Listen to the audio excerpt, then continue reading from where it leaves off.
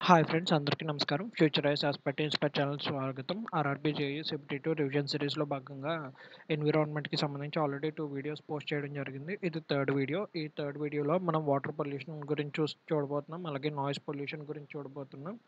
అలాగే మెజర్స్ కూడా చూడబోతున్నాం. Okay. First, water pollution. Any physical, biological, or chemical change in water quality that adversely affect living organisms or makes water unsustainable for certain use is referred as water pollution. ఫిజికల్గా కానీ లేదా బయలాజికల్గా కానీ లేదా కెమికల్గా కానీ ఏ రకంగా అయినా వాటర్ యొక్క క్వాలిటీని మనం నాశనం చేసి తద్వారా ఏ జీవరాశులకి ఉపయోగం లేకుండా చేసిన ఆ నీటిని లేకపోతే ఆహ్, ఎటువంటి పర్పస్‌కి చేయడానికి వీలు లేకుండగా ఆ నీటిని గనక మనం మారిస్తే దాన్నే వాయు కాలుష్యం అంటారు. When the quality or composition of water changes by means, it becomes unsustainable for any purpose and is said to be polluted. Quality గానీ, కాంపోజిషన్ ఆఫ్ వాటర్ గానీ చేంజ్ అయిపోయిందనుకోండి డ్యూ టు అన్‌సస్టైనబుల్ అంటే మనం చేసిన పనుల వల్ల. అప్పుడు దాన్ని కాలుష్యం అయ్యింది అని చెప్పడం అనమాట. Water pollution sources. Water pollution sources. నీటి కాలుష్యానికి ఎక్కడి నుంచి వస్తున్నది మెయిన్‌గా sources. Water pollutants are categorised as point source pollution, non point source pollution. Point source solution అంటే ఒక ప్లేస్ నుంచి వచ్చేటువంటి కాలుష్యం, లేదా నాన్ పాయింట్ అంటే రకరకాల ప్లేసెస్ ఎక్కడి నుంచి వస్తున్నాయో మనకు తెలియకుండానే వచ్చేస్తున్నాయి. Non point source pollution.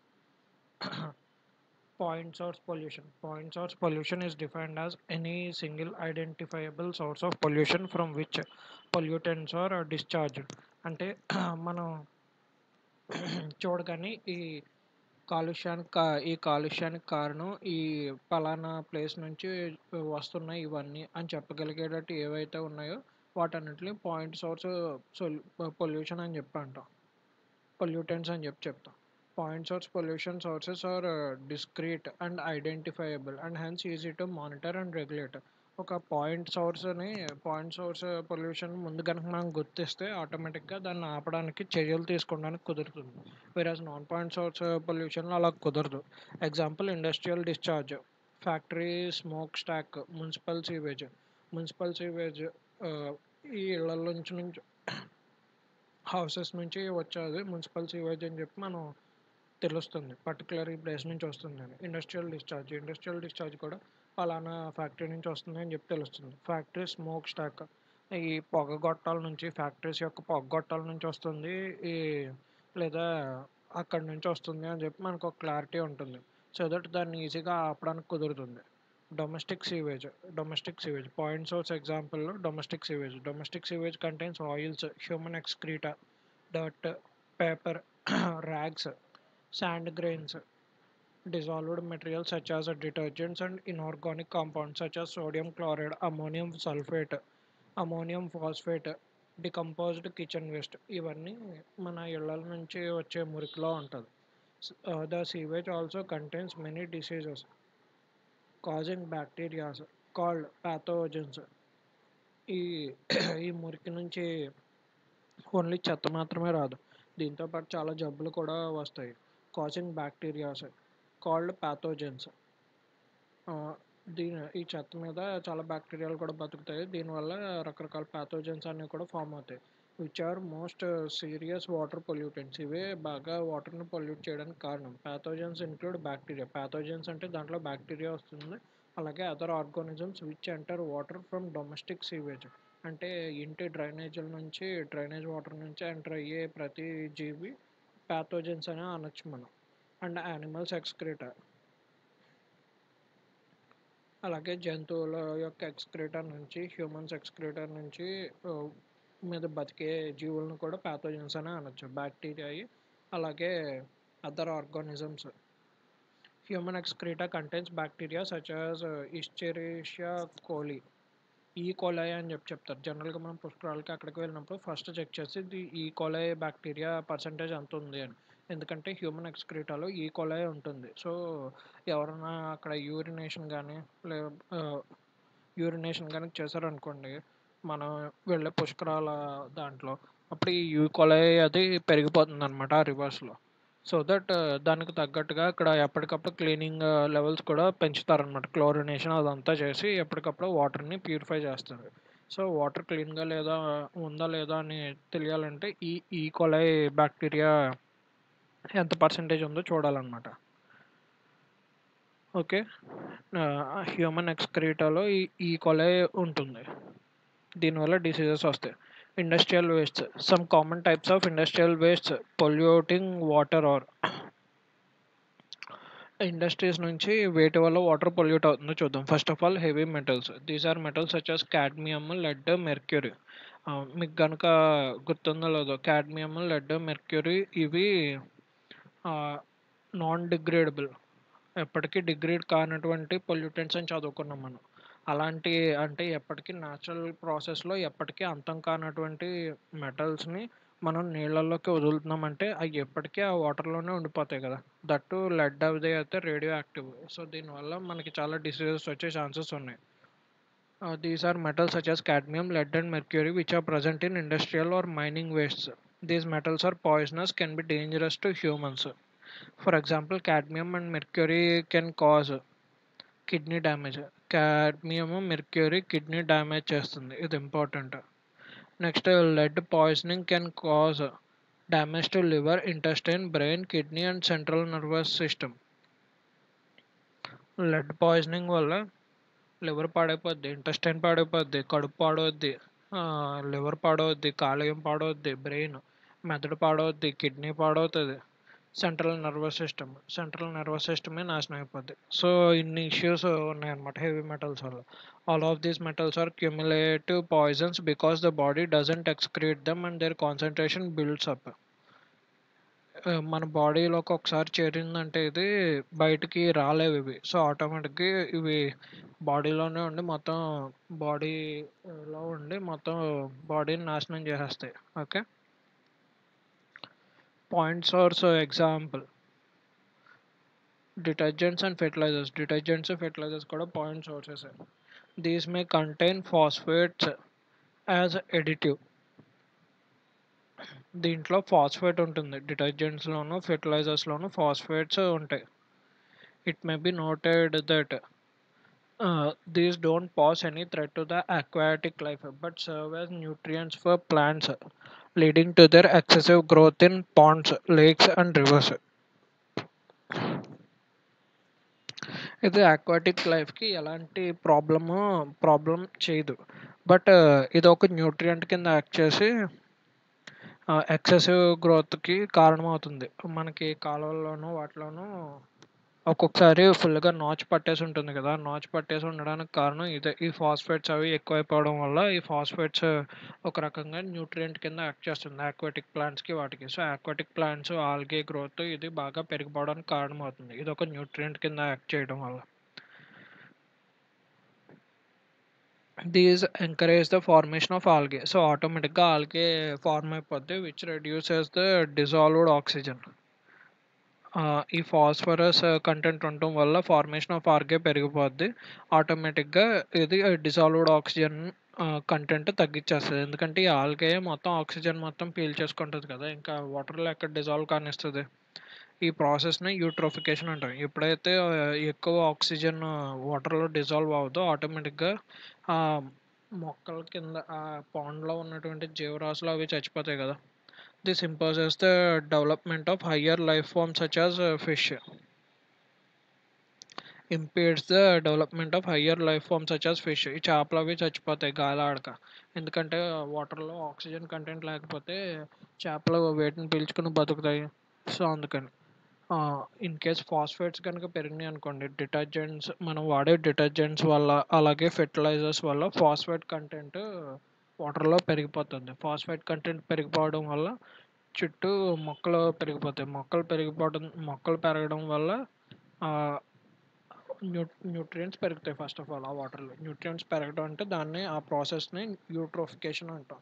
ఆ న్యూట్రియంట్స్ పెరగడం వల్ల మొక్కలు పెరుగుతాయి. మొక్కలు పెరగడంతో ఆల్గే కూడా పెరిగిపోతుంది ఫుల్గా. ఆల్గే బాగా పెరిగితే ఏమవుతుంది, ఆక్సిజన్ని బాగా ఆక్సిజన్ బాగా ఎక్కువగా కన్జ్యూమ్ చేస్తుంది. సో ఆ ఆల్గే అసలు వాటర్ లోపలికి ఆక్సిజన్, డిజాల్వ్డ్ ఆక్సిజన్ వెళ్ళనివ్వకుండా చేసేస్తుంది. సో ఆటోమేటిక్గా డిజాల్వ్డ్ ఆక్సిజన్ పర్సంటేజ్ తగ్గిపోతుంది వాటర్లో. బికాస్ ఆఫ్ దట్ ఆ పాండ్స్లో ఉన్నటువంటి చేపలు మిగిలిన జంతువులు అవి ఉంటాయి కదా, అవన్నీ వాటికి ఆక్సిజన్ దొరక్క అవి చచ్చిపోతాయి.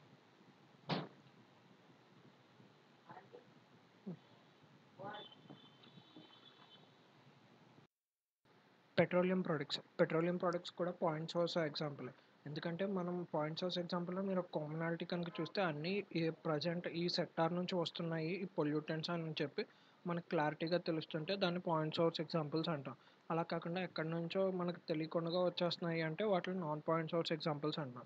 Petroleum products also pollute many sources of water. Example major oil spills in ocean. Oil spills మీరు కనుక చూసుకుంటే రష్యా ఉక్రెయిన్ యుద్ధంలో ఉన్నప్పుడు Russia to trans European oil oil pipelines అనేవి ఆయిల్ పైల్స్కి ఆయిల్ పైప్స్కి హోల్ పడింది. దానివల్ల సముద్రంలో చాలా వరకు ఆయిల్ ఫ్లో అయిపోయింది. సో ఇలాగా ఆయిల్ స్పిల్స్ అనేవి జరుగుతూ ఉంటాయి. లేకపోతే ఒక్కొక్కసారి షిప్స్ తిరగబడిపోవడం వల్ల ఆ కంటైనర్స్లో ఉన్నటువంటి ఆయిల్ ఇదంతా ఒలికిపోతూ ఉంటుంది. వాటిని ఆయిల్ స్పిల్స్ అంటారు. This is because of a wreckage of oil tankers in open sea or accidents of ships carrying oil in the sea. The spreading of oil in the sea is called oil spill. Oil ఓషన్లో spread అవటాన్ని oil spill అంటారనమాట. And the thick layer of oil on the surface of sea water is called oil slick. దీన్ని oil spill అంటారు. అలాగే వాటర్తో పోల్చుకుంటే oil density చాలా తక్కువ. సో అందుకని ఆయిల్ అన్నది పైన తేలుతూ ఉంటుంది. సో అలా తేలుతున్న ఆయిల్, సీ వాటర్ మీద ఆయిల్ ఏదైతే తేలుతుందో దాన్ని ఆయిల్ స్లిక్ అంటారు. In India an oil spill occurred in Bombay on March 17, 1993. మన ఇండియాలో లాస్ట్ టైం ఆయిల్ స్పిల్ ఎప్పుడు జరిగింది అంటే బాంబేలో జరిగింది, March 17, 1993లో. Due to the rupture of pipeline which damaged the ecosystem and marine life. Pipe లైన్లో చిల్లు పడిందంట. సో అందుకని ఆయిల్ అన్నది బొంబాయి సముద్రంలో లీక్ అయింది. Because of that eco system అలాగే మెరైన్ లైఫ్ డ్యామేజ్ అయిపోయింది. ఏముంది, సపోజ్ సీ వాటర్ మీద పైన ఆయిల్ కనుక తేలుతుంది అనుకోండి, అప్పుడు ఆక్సిజన్ లోపలికి ఎలా వెళ్తుంది, డిజాల్వింగ్ కెపాసిటీ ఆఫ్ ఆక్సిజన్ తగ్గిపోతుంది కదా వాటర్కి. ఎప్పుడైతే ఆక్సిజన్ డిజాల్వింగ్ కెపాసిటీ తగ్గిపోతుందో లోపల ఫిషెస్కి వాటికి ఆక్సిజన్ అందక చచ్చిపోతాయి. ఓకే, అలాగా పెట్రోలియం ప్రొడక్ట్స్ వల్ల వాటర్ పొల్యూషన్ అన్నది జరుగుతుంది. Next acid polluted water. The acid polluted water having pH less than 3 is deadly to most forms of aquatic life. Already చెప్పుకున్నాం, యాసిడ్ రైన్స్ వచ్చినప్పుడే pH లెస్ దాన్ 5.6 వస్తుంది. అప్పుడే fishes అవి చచ్చిపోతాయి అన్నాం. Acid pollutant acids pH less than 3 or around 3 కనుక వస్తే ఇంకా చేపలు ఏం బతుకుంటే వెంటనే చచ్చిపోతాయి to most of the aquatic life. Non point source examples. ఇప్పటివరకు పాయింట్ సోర్స్ ఎగ్జాంపుల్స్ చూసాం, ఇప్పుడు non point source examples. When you source of pollution can't be readily identified. అంటే ఒక సోర్స్ ఆఫ్ పొల్యూషన్ ఎక్కడి నుంచి వస్తుంది అన్నది మనంతట మనంగా ఐడెంటిఫై చేయలేకపోతే వాటిని నాన్ పాయింట్ సోర్సెస్ అంటారు. Sources are scattered or diffuse, they are called non point source of pollution. రకరకాల ప్లేసెస్ నుంచి రావచ్చు ఈ పొల్యూటెంట్ అని చెప్పి ఉంటే అటువంటి వాటిని నాన్ పాయింట్ సోర్స్ పొల్యూషన్స్ అంటారు. Example run off from farm lands, construction sites, parking lots, agriculture logging, animal waste. ఇక్కడ కనుక మీరు చూసుకుంటే ఇక్కడ నీరు ఇలా పారుతూ వస్తుంది ఇలాగా. Run off from farm lands నుంచి నీళ్ళు ఇలాగ సడన్గా కొట్టుకుంటూ వచ్చేస్తాయి, ఎక్కడి నుంచి వస్తున్నాయో మనకు తెలియకుండా. దాంట్లో చాలా పొల్యూటెంట్స్ వస్తాయి. వాటిని నాన్ పాయింట్ సోర్స్ పొల్యూషన్స్ అంటాం. అంటే కన్స్ట్రక్షన్ సైట్స్ కూడా కన్స్ట్రక్షన్ సైట్స్ నుంచి వచ్చే పొల్యూషన్ కూడా ఎక్కడి నుంచి వస్తుందో కూడా ఏం తెలియదు మనకి. పార్కింగ్ లాట్స్ నుంచి, అలాగే అగ్రికల్చర్ లాగింగ్, యానిమల్ వేస్ట్ కూడా అలాగే వస్తుంది. Non point source water pollution is difficult to regulate. వీటిని మనం ఈజీగా రెగ్యులేట్ చేయలేం because it comes from the everyday activities of many different people such as applying pesticides, road constructions or building constructions. Different day to day activities వల్ల ఇది వస్తూ ఉంటుంది. So మనం పక్కాగా దీనివల్ల ఇది జరుగుతుంది అని చెప్పలేం. Next causes of water pollution. So non point sources of పొల్యూషన్ని రెగ్యులేట్ చేయడం కష్టం. Causes of water pollution. There are several classes of common water pollutants. Water పొల్యూటెంట్స్కి చాలా కారణాలే ఉండొచ్చు. First, disease causing agents. It includes disease causing agents, pathogens. It includes bacteria. ప్యాథోజన్స్లో already చూసాం, bacteria ఉంటుంది, వైరస్ ఉంటుంది, ప్రోటోజోవా ఉంటుంది, పారాసైటిక్ వామ్స్ ఉంటాయి that enter water from domestic sewage and untreated human and animal wastes. Human wastes contain concentrated populations of coliform bacteria such as Escherichia coli. Human వేస్ట్లో already చెప్పుకున్నాం, ఈ కొలై అని చెప్పి ఉంటుందని. ఇస్చెరిషియా కొలై అంటారు దీన్ని. And streptococcus faecalis. Streptococcus faecalis ఈ రెండు హ్యూమన్ ఎక్స్క్రీటాలో ఉంటుంది. ఈ రెండు bacterias. These bacteria normally grow in large intestine of humans. మనుషుల యొక్క పెద్ద కడుపులో ఉంటాయి ఇవి. పెద్ద పేగులో పెరుగుతాయి అన్నమాట ఇవి. ఈ coli streptococcus faecalis where they are responsible for some food digestion. ఎందుకు ఉంటాయి అంటే మన బాడీలో కొంత ఫుడ్ డైజెషన్ చేయడం కోసం ఉపయోగపడతాయి ఫస్ట్ ఆఫ్ ఆల్. అలాగే విటమిన్ కేని ప్రొడ్యూస్ చేయడానికి కూడా ఉపయోగపడతాయి ఈ కొలయి స్ట్రెప్టోకాకస్ ఫ్యాకులస్. సో అందుకని మన బాడీలో ఉన్నాయి. దాని తర్వాత వాటి యూసేజ్ అయిపోయిన తర్వాత త్రూ హ్యూమన్ ఎక్స్క్రీటా బయటకు వచ్చేస్తాయి. These bacteria are not harmful in low numbers. ఈ బ్యాక్టీరియా కనుక తక్కువగా ఉంటే అంత హార్మ్ఫుల్ ఏం కాదు, ఎందుకంటే మన బాడీలో ఉన్నప్పటికి కూడా మనకి ఎలాంటి ప్రాబ్లం లేదు, డైజెషన్ బాగా జరుగుతానికి ఉపయోగపడుతున్నాయి ఇవి అంటే అర్థం చేసుకోవచ్చు. ఈ కొలై స్ట్రెప్టోకాకస్ ఫ్యాక్యులస్ తక్కువ నెంబర్లో ఉన్నప్పుడు మనకి హార్మ్ఫుల్ ఏం కాదు. Large amounts of human waste in water increase the number of those bacteria which cause gastro intestinal disease. ఒకవేళ ఎక్కువగా కనుక ఉంటే మన బాడీలో ఫర్ సపోజ్ ఇవి, అప్పుడు మనకి గ్యాస్ట్రో ఇంటెస్టైనల్ డిసీజెస్ అన్నీ వస్తాయి. అంటే గ్యాస్ట్రిక్ ప్రాబ్లం వస్తుంది అనమాట ఈ కొలై ఎక్కువ కనుక ఉంటే మన బాడీలో. Okay. Causes of water pollution. Oxygen depleting waste. So వీటి ద్వారా ఇలాగా ఈ డిఫరెంట్ బ్యాక్టీరియా ప్యాథోజన్స్ అన్ని వాటర్లో చేరడం ఒక రీజన్ అయితే, డిసీజ్ కాజింగ్ ప్యాథోజన్స్ అన్ని ఉండటం వాటర్ని పొల్యూట్ చేస్తున్నాయి అనమాట. ఇది ఒక రీజన్ అయితే, second reason oxygen depleting waste. Oxygen తగ్గించే వేస్ట్ రెండో కారణం. These are organic waste that can be decomposed by aerobic bacteria. A large population of bacteria use up the oxygen present in water to degrade these wastes. In the process, this degrades water quality. యాక్చువల్గా ఏమవుతాయంటే oxygen depleting waste ఉంటాయి. అంటే oxygen ద్వారా నాశనం అయిపోయే వేస్ట్లు ఉంటాయి కొన్ని. అంటే oxygen with the help of oxygen items ఆటోమేటిక్గా డిస్ట్రాయ్ అయిపోతాయి అన్నమాట. అలాంటి ఐటమ్స్ కొన్ని వాటర్లోకి ప్రవేశించినప్పుడు ఈ బ్యాక్టీరియా ఉంటాయి కదా, ఈ బ్యాక్టీరియా ఆ ఐటమ్స్ని డికంపోజ్ చేస్తాయి. ఫర్ ఎగ్జాంపుల్ వుడ్ తీసుకున్నారనుకోండి, వుడ్ వాటర్లో పెడితే ఆటోమేటిక్గా బ్యాక్టీరియా డికంపోజ్ చేసేస్తుంది. డికంపోజ్డ్ బై aerobic బ్యాక్టీరియా అంటే ఆక్సిజన్ తీసుకుని డికంపోజ్ చేసేటువంటి బ్యాక్టీరియాస్ డికంపోజ్ చేసేస్తాయి ఆ వాటిని. So large population of bacteria use up the oxygen present in water. ఆటోమేటిక్గా వాటర్లో ఉన్నటువంటి ఆక్సిజన్ మొత్తం ఈ బ్యాక్టీరియా యూజ్ చేసేస్తాయి టు డిగ్రేడ్ దిస్ వేస్ట్. ఈ వేస్ట్ మొత్తాన్ని డైజెస్ట్ చేసేసుకున్నాను కింద ప్రాసెస్లో భాగంగా వాటర్ డిగ్రేడ్ అయిపోతుంది.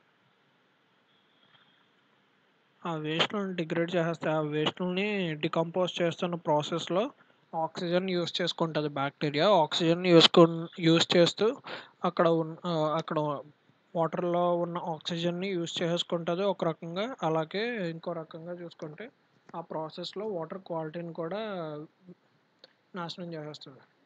Amount of oxygen required to break down a certain amount of organic matter is called the biological oxygen demand. ఒక ఆర్గానిక్ మ్యాటర్ని బ్రేక్ డౌన్ చేయడానికి ఎంత ఆక్సిజన్ అయితే కావాలో దాన్ని బయోలాజికల్ ఆక్సిజన్ డిమాండ్ అంటాం. Amount of biological oxygen demand in the water and indicator of the level of pollution. ఈ BOD అన్నది ఒక రకంగా వాటర్ పొల్యూషన్ ఎంత ఉందో మనకి ఇండికేట్ చేస్తుంది అనమాట.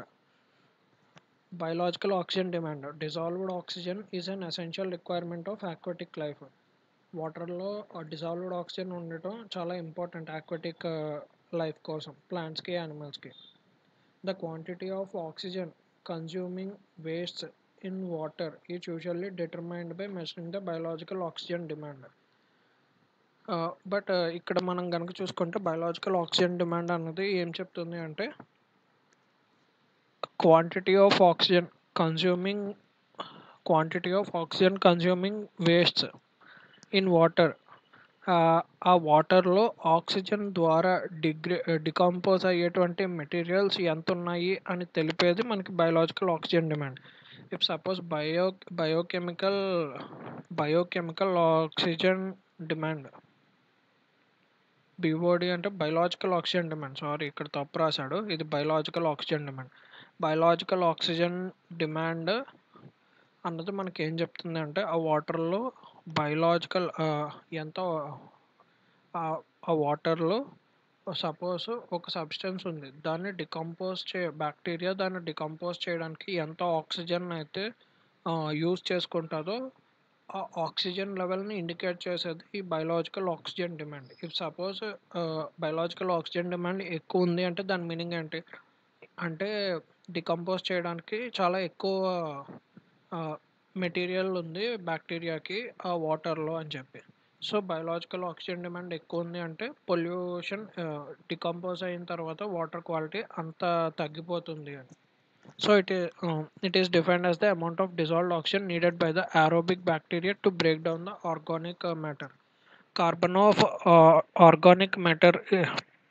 The carbon of organic matter is converted into carbon dioxide, and since 1 mole of carbon requires 1 mole of oxygen, biological oxygen demand is directly related to the concentration of organic matter. Organic matter ఎంత ఎక్కువ ఉంటుందో BOD కూడా అంత ఎక్కువ ఉంటుంది. Therefore high value of BOD indicates that water is polluted. BOD ఎక్కువ ఉందంటే meaning ఏంటి, పొల్యూటెడ్ సబ్స్టెన్స్ ఎక్కువ ఉంది అని చెప్పి meaning. Therefore BOD is taken as a realistic measure of water quality. Water quality కనుక మనకు తెలియాలి అంటే ఫస్ట్ మనం చేయాల్సింది బయోలాజికల్ ఆక్సిజన్ డిమాండ్ ఎంత ఉందో చెక్ చేయాలి. బయోలాజికల్ ఆక్సిజన్ డిమాండ్ చాలా తక్కువ ఉంటే అప్పుడు మనకి ఒక గుడ్ ఇండికేటర్ అనమాట వాటర్ క్వాలిటీ బాగుందని చెప్పడానికి. క్లీన్ వాటర్కి ఉండే బిఓడి వాల్యూ ఎంత, వాల్యూ ఆఫ్ బిఓడి క్లీన్ వాటర్కి ఉండే బిఓడి లెస్ దాన్ 5 ppm ఉంటుంది. whereas BOD of 17 ppm or more indicates highly polluted water. 17 ppm కంటే ఎక్కువ BOD కనుక ఉంటే బాగా పొల్యూట్ అయిపోయింది అని చెప్పి వాటర్. ఓకే, ఇప్పుడు కెమికల్ ఆక్సిజన్ డిమాండ్ అంటే ఏంటో చూద్దాం. Certain chemicals other than organic waste also react with dissolved oxygen in water. Dissolved oxygen వాటర్లో ఉన్న డిజాల్వ్డ్ ఆక్సిజన్ తోటి వేరే అదర్ కెమికల్స్ ఆర్గానిక్ వేస్ట్ కాకుండా వేరే అదర్ కెమికల్స్ కూడా రియాక్ట్ అవుతాయి. This is referred to as chemical oxygen demand. వీటిని chemical oxygen demand అంటాం. Certain chemicals other than organic waste also react with dissolved oxygen in water.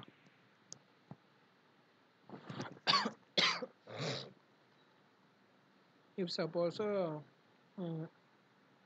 వాటర్లో suppose oxygen hydrogen గ్యాసే ఉందనుకోండి, hydrogen gas ఆక్సిజన్తో react అయ్యి water form చేయొచ్చు కదా. So అలాగా రిమైనింగ్ డిఫరెంట్ ఆర్గానిక్ వేస్ట్ ఏవైతే అదర్ దాన్ ఆర్గానిక్ వేస్ట్ మిగిలిన కెమికల్స్ ఏవైతే ఉంటాయో ఆ కెమికల్స్ కూడా ఈ డిజాల్వ్డ్ ఆక్సిజన్ని ఉపయోగించుకొని డిఫరెంట్ కెమికల్స్ని ఫామ్ చేసుకుంటాయి. సో అలాగా కెమికల్స్కి కావాల్సిన ఆక్సిజన్ పర్సంటేజ్ ఎంత ఆ వాటర్లో అన్నది చెప్పడమే chemical oxygen demand.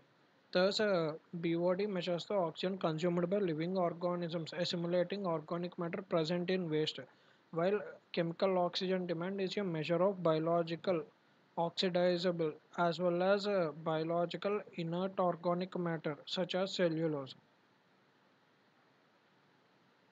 Thus, if BOD or COD values of water are large, it indicates water is highly polluted. Chemical oxygen demand chemicals ఏవైతే ఆక్సిజన్తో రియాక్ట్ అవ్వడానికి ఎంత ఆక్సిజన్ కావాలి అని చెప్పేది కెమికల్ ఆక్సిజన్ డిమాండ్. ఒక రకంగా చెప్పాలంటే సిఓడి అయినా బిఓడి అయినా ఆల్రెడీ ఉన్న పొల్యూటెంట్స్ ఆక్సిడైజ్ అవ్వడానికి ఎంత ఆక్సిజన్ కావాలో చెప్పే చెప్పే లెవెల్స్ ఈ బిఓడి ఆర్ సిఓడి. సో ఈ రెండు వాల్యూస్ ఎక్కువ ఉన్నాయంటే దాంట్లో ఎక్కువ పొల్యూషన్ ఉంది అనే కదా meaning. So COD values BOD values ఎక్కువ ఉంటే పొల్యూట్ అయినట్టు, తక్కువ ఉంటే వాటర్ ప్యూర్గా ఉన్నట్టు. నార్మల్ ప్యూర్ వాటర్లో బిఓడి వాల్యూ 5 ppm ఉంటుంది. వెరాజ్ బిఓడి ఆఫ్ 17 ppm కంటే ఎక్కువ ఉంటే వాటర్ పొల్యూట్ అయినట్టు. Inorganic plant nutrients. These are water soluble nitrates and phosphates. Inorganic plant nutrients. Organic plant nutrients చూసాం. ఇన్ఆర్గానిక్ ప్లాంట్ న్యూట్రియంట్స్కి వచ్చేటప్పటికి నైట్రేట్స్ ఫాస్ఫేట్స్ ఇన్ఆర్గానిక్. ఈ ఇన్ఆర్గానిక్ ప్లాంట్ న్యూట్రియంట్స్ ఇవి న్యూట్రియంట్స్ కదా, సో ఆటోమేటిక్గా ఈవెన్ ఆక్వాటిక్ ప్లాంట్స్కి కూడా ఇవి న్యూట్రియంట్స్ కింద వర్క్ చేస్తాయి. సో న్యూట్రిషన్ లెవెల్స్ అన్నీ పెరిగిపోతాయి, ఎక్సెస్ గ్రోత్ ఆఫ్ ఆల్గే జరుగుద్ది, ఆక్వాటిక్ ప్లాంట్స్ కూడా పెరిగిపోతాయి due to more nutrients in water. ఈ ప్రాసెస్ని యూట్రోఫికేషన్ అంటాం. They may interfere with the use of water by clogging water intake pipes. ఇప్పుడు మనం బాగా మొక్కలు ఆల్గే పెరిగిపోయిన తర్వాత ఆ పాండ్ నుంచి వాటర్ తీసుకుందాం అని చెప్పి పైప్ వేసాం. అప్పుడు ఏమవుతుంది, ఈ ఆల్గే ఇదంతా పైప్లోకి వచ్చేసి వాటర్ రాకుండా చేసేస్తాయి. అలాగే వాటర్ యొక్క టేస్ట్ని కూడా చేంజ్ చేసేస్తాయి, వాటర్ యొక్క స్మెల్ని కూడా చేంజ్ చేసేస్తాయి. అలాగే చాలా వరకు ఆర్గానిక్ మ్యాటర్ అన్నది అక్కడే బిల్డప్ అయిపోద్ది. ఆర్గానిక్ మ్యాటర్ డికే అవడం కోసం మళ్ళా ఆక్సిజన్ లెవెల్స్ ఆక్సిజన్ ఎక్కువ తీసుకుంటుంది aerobic bacteria. So because of that dissolved oxygen level తగ్గిపోతుంది, ఫిష్ అలాగే ఆక్వాటిక్ స్పీషీస్ అన్నీ చచ్చిపోతాయి. The quantity of fertilizers applied in a field is often many times more than is actually required by the plants. లెక్క ప్రకారం ఏంటంటే in general మనం మొక్కలకు వేసే ఫెర్టిలైజర్స్ అవి ఉంటాయి కదా, అవి మనం సపోజ్ ఒక 10 grams ఆఫ్ ఫాస్ఫరస్ సరిపోద్ది అంటే మనం 100 grams జల్లేస్తాం మనకే తెలియకుండా. సో మనం చాలా రెట్లు ఎక్కువ కెమికల్ జల్లేస్తాం అన్నమాట అవసరానికి మించి. The chemicals in fertilisers and pesticides pollute soil and వాటర్ని సాయిల్ని పొల్యూట్ చేసేస్తాయి. దానివల్ల వాటర్ సాల్యుబుల్ ఇన్ఆర్గానిక్ కెమికల్స్, వాటర్లో సాల్యుబుల్ అయ్యేటువంటి ఇన్ఆర్గానిక్ కెమికల్స్ చూద్దాం. ఇందాకటి వరకు మనం చూసింది నైట్రేట్స్ ఫాస్ఫేట్స్ ఇవి వాటర్లో సాల్యుబుల్ కావు. వెరాజ్ వాటర్లో సాల్యుబుల్ అయ్యేటువంటి ఇన్ఆర్గానిక్ కెమికల్స్ చూద్దాం. These are acids, salts and compounds of toxic metals such as mercury and lead. Mercury లెడ్కి సంబంధించిన యాసిడ్స్, సాల్ట్స్ ఇవి వాటర్లో సాల్యుబుల్ అయిపోతాయి. సో ఆటోమేటిక్గా ఏమవుతుంది, high levels of these chemicals can make the water unfit to drink. Lead వల్ల అయితే మనకి నర్వస్ ప్రాబ్లమ్, బ్రెయిన్ డ్యామేజ్ అవుతుంది, లివర్ డ్యామేజ్ అవుతుంది, ఇంటెస్టైన్ డ్యామేజ్ అవుతుంది, సెంట్రల్ నర్వస్ సిస్టమ్ నాశనం అయిపోద్ది. వెరాజ్ మెర్క్యూరీ కనుక చూసుకుంటే కిడ్నీస్ డ్యామేజ్ అవుతాయి. High levels of these chemicals can make the water unfit to drink. అలాగే harm fish and other aquatic life, reduce crop yields and accelerate corrosion of equipment that use this water. Another cause of water pollution is a variety of organic chemicals. which include oil, gasoline, plastics, pesticides, cleaning solvents, detergents, and many other chemicals. ఇంకా వేరే reason water ఎందుకు pollute అవుతుంది అంటే due to other variety of organic chemicals వల్ల. Oil కానీ, gasoline కానీ, అంటే petrol కానీ, ప్లాస్టిక్స్ కానీ, పెస్టిసైడ్స్ కానీ, క్లీనింగ్ సాల్వెంట్స్, డిటర్జెంట్స్ వీటన్నిటి వల్ల కూడా వాటర్ పొల్యూట్ అవుతుంది. These are harmful to aquatic life and human health. Next, sediments of suspended matter. Class of water pollutant. These are insoluble particles of soil and other solids that become suspended in water. వాటర్లో మట్టి అలాగే వేరే other sources నుంచి వచ్చే sediment పార్టికల్స్ని insoluble పార్టికల్స్ని మనం suspended matter అని చెప్పి అంటాం. ఇవన్నీ వాటర్లో అలాగా పేరుకుపోయి ఉంటాయి. This occurs when soil is eroded. Soil erosion కనుక జరిగితే ఎక్కువ మట్టి నీళ్ళలోకి వచ్చేస్తుంది, పాండ్స్లోకి వాటిలోకి. High levels of soil particles suspended in water interferes with the penetration of sunlight. పైన మొత్తం మట్టి పేరుకుపోయి ఉంటే ఆటోమేటిక్గా సన్లైట్ లోపలికి రాకుండా చేస్తుంది అనమాట. This reduces the photosynthetic activity of aquatic plants. Plants చుట్టూ ఈ మట్టి అలాగా పైన ఉంటే ఆకుల మీద, అప్పుడు ఆక్వాటిక్ ప్లాంట్స్ అవి అదే సన్లైట్ అది ఎలా తీసుకుంటాయి, సో ఫోటోసింథసిస్ ఆగిపోద్ది. And algae disrupting the ecological balance of the aquatic bodies యొక్క ఎకలాజికల్ బ్యాలెన్స్ని దెబ్బతీస్తుంది ఒక రకంగా ఈ సెడిమెంట్స్ అవి. Ground water pollution. A much greater threat to human life comes from our groundwater being polluted, which is used for drinking and irrigation. మనం వ్యవసాయానికి అలాగే మంచినీళ్ళకి వాడుకునేది మెయిన్గా గ్రౌండ్ వాటర్. ఈ గ్రౌండ్ వాటర్ పొల్యూట్ అయిపోతే ఇంకా మనిషి మనుగడకి ముప్పు వచ్చేస్తుంది. వాళ్ళు ground water is easy to deplete. ఎవడైనా ఈజీగా గ్రౌండ్ వాటర్ నుండి ఆ, తీసేసుకోవచ్చు. ఏముంది, బోర్ వేసేయచ్చు, మోటార్ పెట్టేయచ్చు, పైపుల ద్వారా నీళ్ళు లాగేయచ్చు. చాలా ఈజీ కదా గ్రౌండ్ వాటర్ని బయటికి యూస్ చేసుకుంటాం. And polluted gets renewed very slowly. So ఈజీగా వాడేస్తున్నారు కానీ గ్రౌండ్ వాటర్ రెన్యువల్ జరుగుతానికి చాలా టైం పడుతుంది. And hence must be used judicially. So చాలా జాగ్రత్తగా వాడుకోవాలి. Ground water flows are slow. Ground water flow అన్నది చాలా నెమ్మదిగా జరుగుతుంది and not turbulent. Hence, the contaminants are not effectively diluted and dispersed as compared to surface water. పైన surface water మీద ఉన్నంత పొల్యూషన్ అదంతా ఉండదు గ్రౌండ్ వాటర్లో. అలాగే అంత ఫాస్ట్గా కూడా ఫ్లో అన్నది ఉండదు, చాలా స్లోగా ఉంటుంది కాబట్టి పొల్యూషన్ చాలా తక్కువ ఉంటుంది. Hence it is extremely essential to prevent the pollution of ground water. So better మనం గ్రౌండ్ వాటర్ని పొల్యూట్ చేయకుండా కాపాడుకోవడం చాలా మంచిది. Ground water is polluted due to, అసలు గ్రౌండ్ వాటర్ ఎందుకు పొల్యూట్ అవుతుంది? Urban run off untreated or poorly treated waste water and garbage. మనం సరిగ్గా ట్రీట్ చేయకుండా, అంటే వేస్ట్ పార్టికల్స్ వీటన్నిటిని ఫస్ట్ ఆఫ్ ఆల్ మనం వాటర్ ట్రీట్మెంట్ ప్లాంట్స్కి పంపించకుండా కానీ వాటన్నిటిని నీటిలో ఇంకిపోయేటట్టుగా, భూమిలో ఇంకిపోయేటట్టుగా చేస్తే అప్పుడు గ్రౌండ్ వాటర్ పొల్యూట్ అవుతుంది. Industrial waste storage and mining wastes. Industrial waste storage అలాగే మైనింగ్ వేస్ట్స్ గ్రౌండ్ వాటర్లోకి పంపడం వల్ల. Agricultural practices such as the application of large amounts of fertilizers and pesticides. Agricultural ప్రాక్టీసెస్లో మోస్ట్లీ మనం ఫెర్టిలైజర్స్, పెస్టిసైడ్స్ యూస్ చేయడం వల్ల. Because of all these reasons, there was so much of pollution in groundwater. Effects of water pollution on human beings. On consuming polluted water, following effects are observed on human beings. Amoebic dysentery. Polluted water కనుక తీసుకోవడం వల్ల మనుషులకు వచ్చే జబ్బులు. Malaria అందుకే వస్తుంది. Hepatitis కూడా అందుకే వస్తుంది. Genetic mutation are birth defects అందుకే జరుగుతున్నాయి.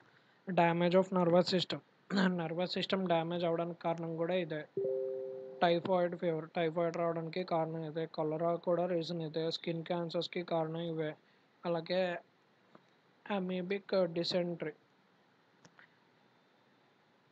ఇవన్నీ పొల్యూటెడ్ వాటర్స్ వల్ల వస్తున్న ప్రాబ్లమ్స్ అన్నమాట.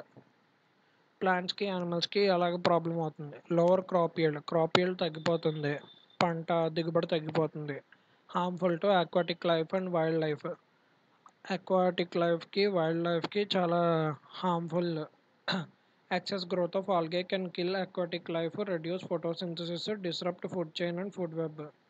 ఆల్గే బాగా పెరిగిపోవడం వల్ల, యూట్రోఫికేషన్ వల్ల ఆల్గే పెరిగిపోద్ది. ఆల్గే పెరిగిపోవడం వల్ల అక్వాటిక్ లైఫ్ నాశనం అయిపోద్ది. ఆహ్, నాశనం అయిపోతుంది. అలాగే ఫోటోసింథసిస్ తగ్గిపోద్ది. బికాస్ ఆఫ్ దట్ ఫుడ్ చైన్‌లో ప్రాబ్లమ్స్ అనేవి జరుగుతాయి. ఫుడ్ చైన్, ఫుడ్ వెబ్‌లో. Control of water pollution. ఇప్పుడు మనం వాటర్ పొల్యూషన్ తగ్గించడానికి తీసుకోవాల్సిన చర్యలేంటి? A control measure for preventing water pollution. Setting up effluent treatment plants to treat waste. First చెత్తని ట్రీట్ చేయడం కోసం, అంటే చెత్తని ప్యూరిఫై చేయడం కోసం ఎఫ్లూయెంట్ ట్రీట్మెంట్ ప్లాంట్స్ అన్నీ పెట్టుకోవాలి first of all. Recycling of water must be encouraged. వాటర్ని రీసైకిల్ చేసి యూజ్ చేసుకుంటాం అన్నది మనం ఎంకరేజ్ చేయాలి. అలాగే industrial waste must be treated before discharged. First discharge అయ్యే ముందు ఇండస్ట్రియల్ వేస్ట్ని మనం ట్రీట్ చేయాలి.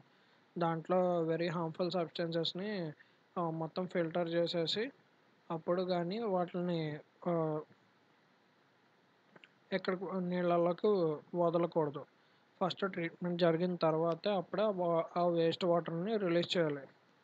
Educate public for preventing water pollution. పబ్లిక్ని ఎడ్యుకేట్ చేయాలి వాటర్ పొల్యూషన్ జరగకుండా ఉండడానికి. అలాగే consequences of water pollution. Water pollute అవడం వల్ల జరిగే ఆ, అనర్థాలు ఏంటో జనాలకి అర్థమయ్యేటట్టు చెప్పాలి. Strict enforcement of water pollution control act. Water pollution control act కూడా స్ట్రిక్ట్గా పాటించాలి. Next continuous monitoring of water pollution at different places. Water పొల్యూషన్ని ఎప్పుడు స్ట్రిక్ట్గా మానిటర్ చేస్తూ ఉండాలి డిఫరెంట్ ప్లేసెస్లో. ఎక్కడికక్కడ వాటర్ పొల్యూషన్ కంట్రోల్లో ఉందా లేదా, విత్ ఇన్ ద లిమిట్స్ ఉందా లేదా ఎప్పుడు మానిటర్ చేసుకుంటూ ఉండాలి. Developing economical method of water treatment. అంటే అంద ఇప్పుడు సపోజ్ మన హౌస్ దగ్గర, ఎవరి హౌస్ దగ్గర వాళ్ళని వాటర్ ట్రీట్మెంట్ ప్లాంట్ పెట్టుకోమన్నారు అనుకోండి. సపోజ్ రూల్ పాస్ చేస్తే అందరూ పెట్టుకుంటారా ఏంటి? పెట్టుకోరు కదా. అది కాస్ట్ ఎఫెక్టివ్గా ఉంటేనే కదా పెట్టుకునేది. సో అలాగా కాస్ట్ ఎఫెక్టివ్ కింద ఉండాలి వాటర్ ట్రీట్మెంట్ మెజర్స్ అన్నవి. ఇప్పుడు సపోజ్ ఒక ఫ్యాక్టరీ కడుతున్న అతన్ని వాటర్ ట్రీట్మెంట్ ప్లాంట్ పెట్టమన్నారు అనుకుందాం. అతను సపోజ్ ఒక ₹1,00,00,000 పెట్టి ఫ్యాక్టరీ పెడుతున్నాడు. దాంట్లో వాటర్ ట్రీట్మెంట్ ప్లాంట్‌కే 10 లక్షలు అవుతుంది అన్నారు అనుకోండి పెడతానికి. ఇప్పుడు అతను ₹1,00,00,000 ఇన్వెస్ట్మెంట్ పెట్టిన తర్వాత కూడా ఇంకో 10 లక్షలు వాటర్ ప్లాంట్‌కి పెట్టాలంటే ఆలోచిస్తాడు కదా. అలా కాకుండా ఒక ₹1,00,000 అవుతుంది అంటే తను పెడతాడు. సో ఎకనామికల్ మెథడ్స్ కన్వీనియంట్గా ఉండేటట్టుగా మనం చెయ్యాలి, డెవలప్ చేయాలి వాటర్ ట్రీట్మెంట్ ప్లాంట్స్ వాటిని.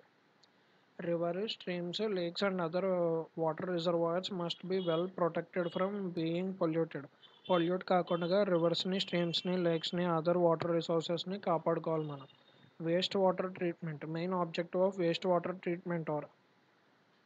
వాటర్ ట్రీట్మెంట్కి మెయిన్ పర్పస్ ఏంటి? To render the sewage inoffensive as well as nuisance is concerned.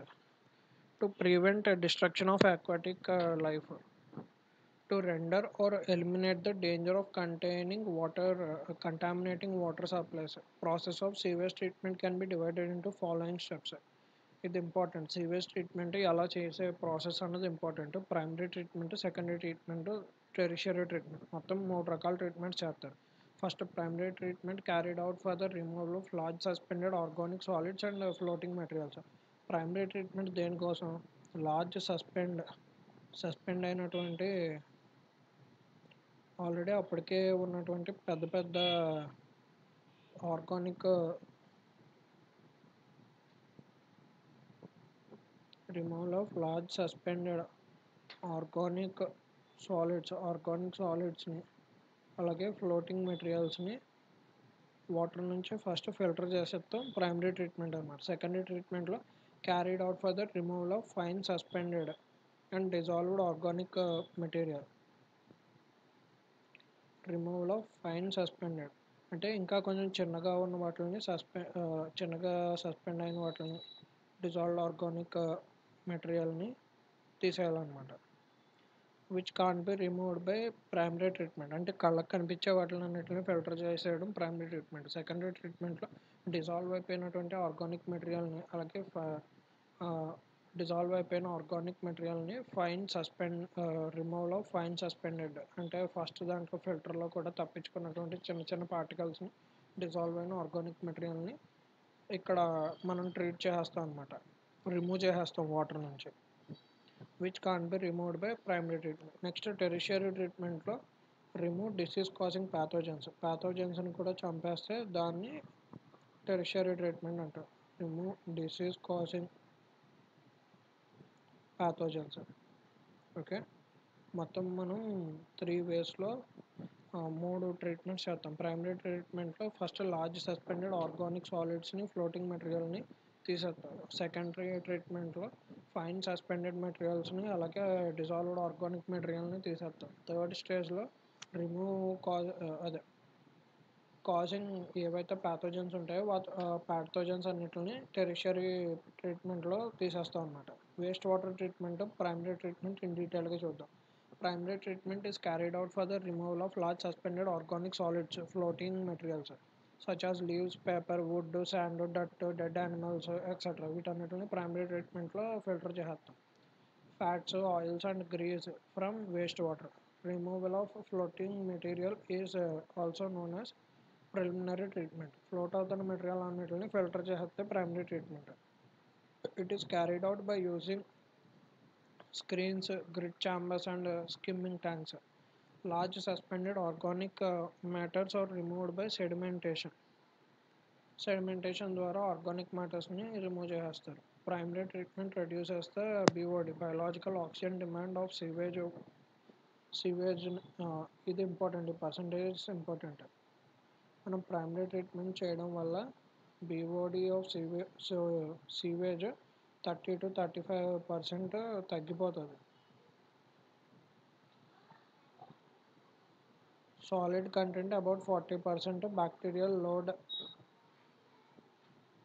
20 to 75%.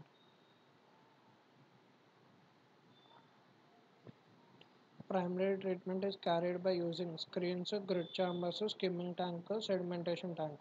ఇవి కూడా ఇంపార్టెంట్. 30 to 35% తగ్గుతుంది. అలాగే ప్రైమరీ ట్రీట్మెంట్ చేయడానికి మనకు కావాల్సిన ఐటమ్స్ ఏంటి? స్క్రీన్ అంటే ఏముంది, మామూలు మనం ఫిల్టర్ చేయాలంటే ఫస్ట్ ఏం చేస్తాం, చిక్కల్లో ఫిల్టర్ చేస్తాం కదా, దాన్ని స్క్రీన్స్ అంటాం. గ్రిట్ ఛాంబర్ అన్న అదే, బెజ్జాలు కొంచెం చిన్నగా ఉంటే గ్రిట్ ఛాంబర్ అంటారు. స్కిమ్మింగ్ ట్యాంక్,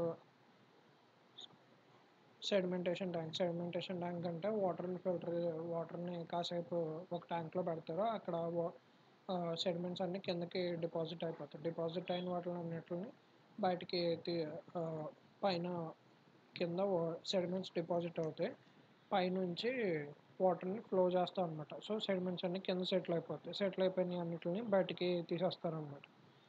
దాన్ని సెడిమెంటేషన్ ట్యాంక్ అంటారు. స్కిమ్మింగ్ ట్యాంక్, ఇవన్నీ దాంట్లో భాగాలు. ఈ 4 ఉంటాయని చెప్పి గుర్తుపెట్టుకోండి ప్రైమరీ ట్రీట్మెంట్. నెక్స్ట్ అలాగే ప్రైమరీ ట్రీట్మెంట్ చేసిన తర్వాత బయోలాజికల్ ఆక్సిజన్ డిమాండ్ 30 to 35% తగ్గిపోతుంది. ప్రైమరీ ట్రీట్మెంట్ స్క్రీనింగ్లో ఏం చేస్తాం? In screening, sewage is passed through various screens to trap and remove the floating material which would otherwise damage pumps and other equipments and interferes with the operation of further treatment units. Screen is a device with opening of uniform size for removing bigger suspended or floating matter. Screening element consists of parallel bars, rods, or perforated plates on which the trash is collected. This trash can be removed periodically by hand or by mechanical means. Screens may be coarse, medium, or fine depending upon the size of the openings. These screens are disposed of by burning or by burial or by damping after their use.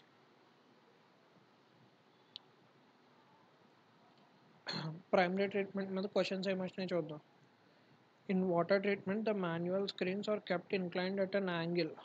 Okay, ఇక్కడ మీరు angle చూసారో లేదో, నేను చూడలేదు, నాకు answer తెలియదు. చూద్దాం answer ఏంటి. 30 to 60 degrees విత్ హారిజంటల్. గుర్తుపెట్టుకోండి, ప్రీవియస్ ఇయర్ క్వశ్చన్ కదా. సో గుర్తుపెట్టుకోండి 30 to 60 degrees పెట్టాలంట స్క్రీన్స్ యొక్క angle. Primary treatment. Grit chamber. Grit chambers are used to remove the inorganic particles such as sand, gravel, grit, eggshells, bones, etc. to prevent damage to the pumps. The important point in the design of the grit basin is that the flow velocity should neither be too low as to cause the settling of lighter organic matter, nor should it be so high as not to cause the settlement of entire slit and grit present in sewage. Water అన్నది మీడియంగా వెళ్ళాలి, బాగా high స్పీడ్లోనే వెళ్ళకూడదు, అలాగని slow స్పీడ్లో కూడా వెళ్ళకూడదు grid chamber నుంచి. Skimming tanks. Grease and oil in sewage is introduced from kitchen, restaurants, garages, soaps, and candle factories. If they are not removed, they form an odorous and unsightly scum on the surface of settling tanks, tend to inhibit biological growth. They also interfere with the further treatment by clogging pumps. These oily and greasy materials can be removed in a skimming tank. Oil Gracie materials అన్ని skimming ట్యాంక్లో తీసేస్తారు. Okay. Sedimentation. After the removal of most of the floating material with heavy settleable organic solids in preliminary treatment, the suspended organic solids, which are too fine to be removed by the screens and too heavy to be removed by flotation and too light to be removed by grit chamber, are generally removed by allowing it to remain quiescent in large settling tanks. This process is called sedimentation. First ఏం చేస్తారు, first బాగా పెద్ద పెద్ద items అన్నిటిని first ఇక్కడ screening దగ్గర screen చేసేస్తారు. బాగా పెద్ద పెద్ద ఐటమ్స్ అన్నీ ఇక్కడ కలెక్ట్ చేసేస్తారు. అలాగా వీటిని 30 to 60 degrees యాంగిల్లో ప్లేస్ చేసి స్క్రీన్ బార్స్ని ఇలాగ వాటర్ వెళ్ళిపోద్ది. పెద్ద పెద్ద ఐటమ్స్ అన్నీ ఇక్కడ ట్రాప్ అయిపోతాయి 30 to 60 degrees పెడతాం వల్ల. Next grit chamber. గ్రిట్ ఛాంబర్లో inorganic particles, sand, gravel, grit, eggshells వీటన్నిటిని అక్కడ ఫిల్టర్ చేసేస్తారు గ్రిట్ ఛాంబర్లో. గ్రిట్ ఛాంబర్లో వాటర్ చాలా ఫాస్ట్గా కాకుండా అలాగే మరీ స్లోగా కాకుండా మీడియం రేంజ్లో తీసుకెళ్తారు. అలాంటప్పుడు కూడా కొన్ని గ్రిట్ ఛాంబర్ నుంచి కూడా తప్పించుకుని వెళ్ళిపోతాయి. ఫస్ట్ స్క్రీనింగ్లో మిస్ అయిపోతాయి, గ్రిట్ ఛాంబర్లో మిస్ అయిపోతాయి. అలా మిస్ అయిపోయి స్కిమ్మింగ్ ట్యాంక్స్లోకి వస్తాయి. స్కిమ్మింగ్ ట్యాంక్స్లో ఆయిల్, గ్రీజ్ ఈ మెటీరియల్స్ అన్నిటిని స్కిమ్మింగ్ ట్యాంక్స్లో పట్టేసుకుంటారు. స్కిమ్మింగ్ ట్యాంక్స్ నుంచి నెక్స్ట్ సెడిమెంటేషన్కి వెళ్తారు. సెడిమెంటేషన్ అక్కడ వాటర్ని చాలాసేపు అలా సెటిల్ చేసేస్తారు. అలా చేసినప్పుడు కొంత సెడిమెంట్ పార్టికల్స్ అన్నీ కింద సెటిల్ అయిపోతాయి అన్నమాట. Primary treatment or sedimentation reduces the BOD of sewage about 30 to 35% BODని తగ్గించేస్తుంది. సాలిడ్స్ని 40% వరకు తగ్గిస్తుంది. బ్యాక్టీరియా లోడ్ని 20 to 75% ఇక్కడే తగ్గించేస్తుంది. లెంత్ టు విడ్త్ రేషియో 3:1 ఉండాలి సెడిమెంటేషన్ ట్యాంక్ యొక్క ratio. Suspended solids present in surface water can be determined by gravimetric test. Length to width ratio of rectangular sedimentation tank 3:1. ఈ ratio కూడా important. Length to width ratio 3:1. Sedimentation tank యొక్క ratio 3:1. Sedimentation ట్యాంక్లో మీరు ఇది గుర్తుపెట్టుకోవాలి. Skimming tanks grease ఆయిల్ని తీసేయడం కోసం. గ్రిట్ ఛాంబర్స్లో వాటర్ ఫ్లో టూ హెవీగా ఉండదు, టూ స్లోగా ఉండదు, మీడియం రేంజ్లో ఉంటుంది. నెక్స్ట్ స్క్రీనింగ్లో మీరు గుర్తుపెట్టుకోవాల్సింది ఏంటంటే స్క్రీనింగ్లో బార్స్ అన్ని 30 to 60 degrees యాంగిల్లో పెడతారని గుర్తుపెట్టుకోవాలి. ఓకే, ఇవి మనం గుర్తుపెట్టుకోవాల్సింది. సెడిమెంటేషన్ ట్యాంక్లో లెంత్ టు విడ్త్ రేషియో 3:1 ఉంటుందని గుర్తుపెట్టుకోండి. విడ్త్తో పోల్చుకుంటే లెంతే ఎక్కువ ఉంటుంది 3:1. అలాగే ఆఫ్టర్ సెడిమెంటేషన్ మనం కనుక బిఓడి మెజర్ చేస్తే 30 to 35% తగ్గిపోతుంది బిఓడి. అలాగే బ్యాక్టీరియల్ లోడ్ 20 to 75% తగ్గుద్ది. 40% సాలిడ్స్ లోడ్ తగ్గుతుంది. Okay, next suspended solids present in surface water can be determined by gravimetric test. ఇది కూడా ఇంపార్టెంట్. ఇక్కడ ఇచ్చాడు చూడండి. Suspended solids present in surface water can be determined by gravimetric test.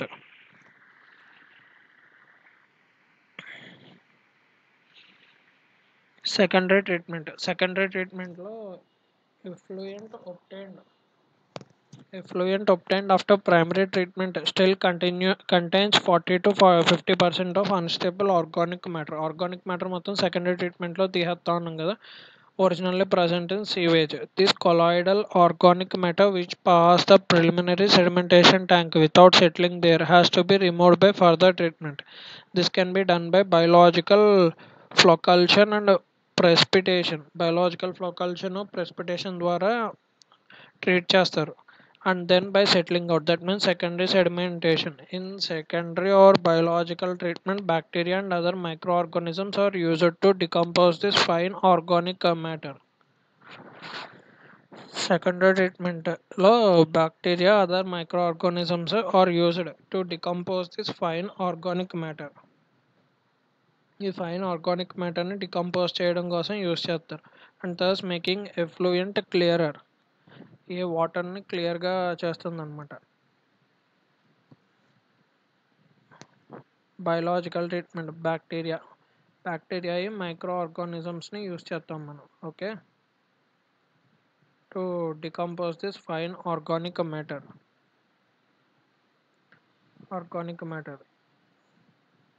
The decomposition is done first under aerobic and then anaerobic conditions. Aerobic next anaerobic conditions లో చేస్తారు decomposition. Depending upon the condition, secondary treatment can be of two types: aerobic treatment, anaerobic treatment. Aerobic treatment అంటే oxygen use చేస్తాం, anaerobic అంటే in the absence of oxygen. Secondary treatment reduces BOD about 70 to 95%. Already first అది 35% వరకు చేస్తే ఇక్కడ 70 to 95% చేస్తుంది. సాలిడ్స్ని 70 to 92%, bacterial లోడ్ని 80 to 98% మ్యాక్సిమం ఇక్కడ జరిగిపోతుంది అనమాట.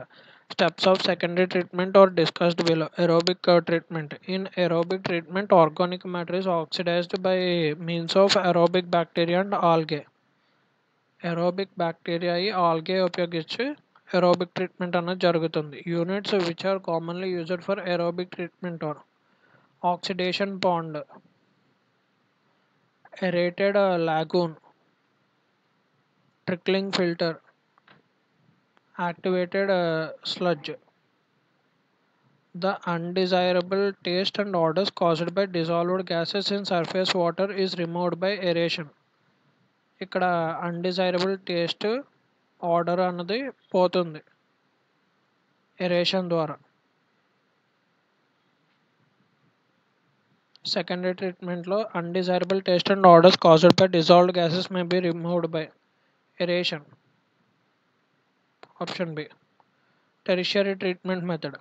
Tertiary treatment is done for further purification of wastewater after primary and secondary treatment of water is done. Tertiary treatment involves treatment technique for further removal of additional solids, nitrogen compounds, phosphorus compounds, pathogens, bacteria. Nitrogen compounds వీటన్నిటిని కూడా treat చేసేస్తారు. Tertiary treatment includes the following processes. Precipitation ఉంటుంది, nitrogen stripping, chlorination, filtration for removing ultrafine particles. ఇది important, tertiary ట్రీట్మెంట్లో ఏమేమి ఉంటాయి అన్నది. Tertiary treatment method. Ultrafine particles present in surface water are removed through ultrafine particles present in surface water, coagulation and flocculation, sedimentation, filtration. అల్ట్రాఫైన్ కాబట్టి filtration. Water quality parameters and international standards. Quality of water is of vital concern for mankind because it is directly linked with human welfare. Drinking water should be fit for human consumption, having the following essential parameters for water quality. It should be colorless and odorless. First of all, color ఉండకూడదు, smell కూడా ఉండకూడదు. It should be pleasant in taste. టేస్ట్లో కూడా బాగుండాలి. It should be clear and turbidity should be less than 10 ppm. Turbidity కూడా less than 10 ppm ఉండాలి. pH should be between 5.5 and 9.5. Turbidity values గుర్తుపెట్టుకోవాలి మనం. Next అలాగే pH వాల్యూ కూడా గుర్తుపెట్టుకోవాలి. 5.5 నుంచి 9.5 వరకు ఉండాలి. Total dissolved solids should not be more than 50 ppm. It should be free from disease causing microorganism. Disease causing microorganism నుంచి ఫ్రీగా ఉండాలి. Next colour in the water is determined by instrument called tintometer. Water colour కరెక్ట్గా ఉందో లేదో check చేయడానికి tintometer use చేస్తా అంట. Okay, colour in water is determined using instrument called tintometer. Okay, water quality parameters and international standards. There are some international standards for drinking water which must always be adhered to if water is to be used for drinking purposes. Fluoride. Soluble fluoride is normally added to drinking water and its concentration should be up to 1 to 1.5 ppm. 1 నుంచి 1.5 ppm వరకు ఉండాలి solid fluoride. ఇది గుర్తుపెట్టుకోండి. This limit is within agreed safety limits and protects teeth against DK.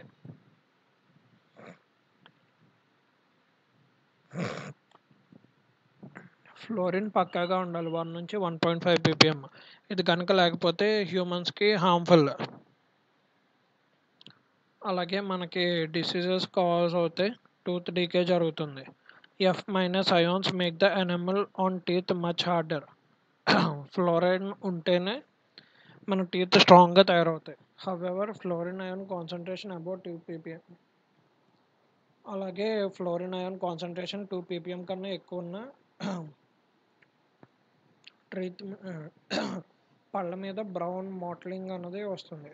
Higher concentration of fluoride are poisonous and are harmful to teeth, causes fluorosis and bones at levels about 10 ppm. 10 ppm కన్నా ఎక్కువ ఉంటే bones కూడా problem అయిపోద్ది. Fluoride concentration less than prescribed permissible limit may cause.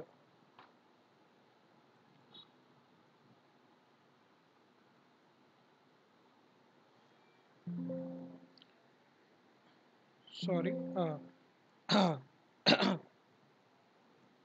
fluoride concentration less than prescribed permissible limit may cause dental cavities, spotting in teeth, discoloration of teeth, fluorosis. Less than అయితే కాదు, discolour dental cavities జరుగుతుంది, పళ్ళు పుచ్చిపోతాయి. Water quality parameters and international standards. Sulphate is harmless at moderate concentrations, but excessive concentration of sulfate above 400 ppm produce laxative effects and hypertension.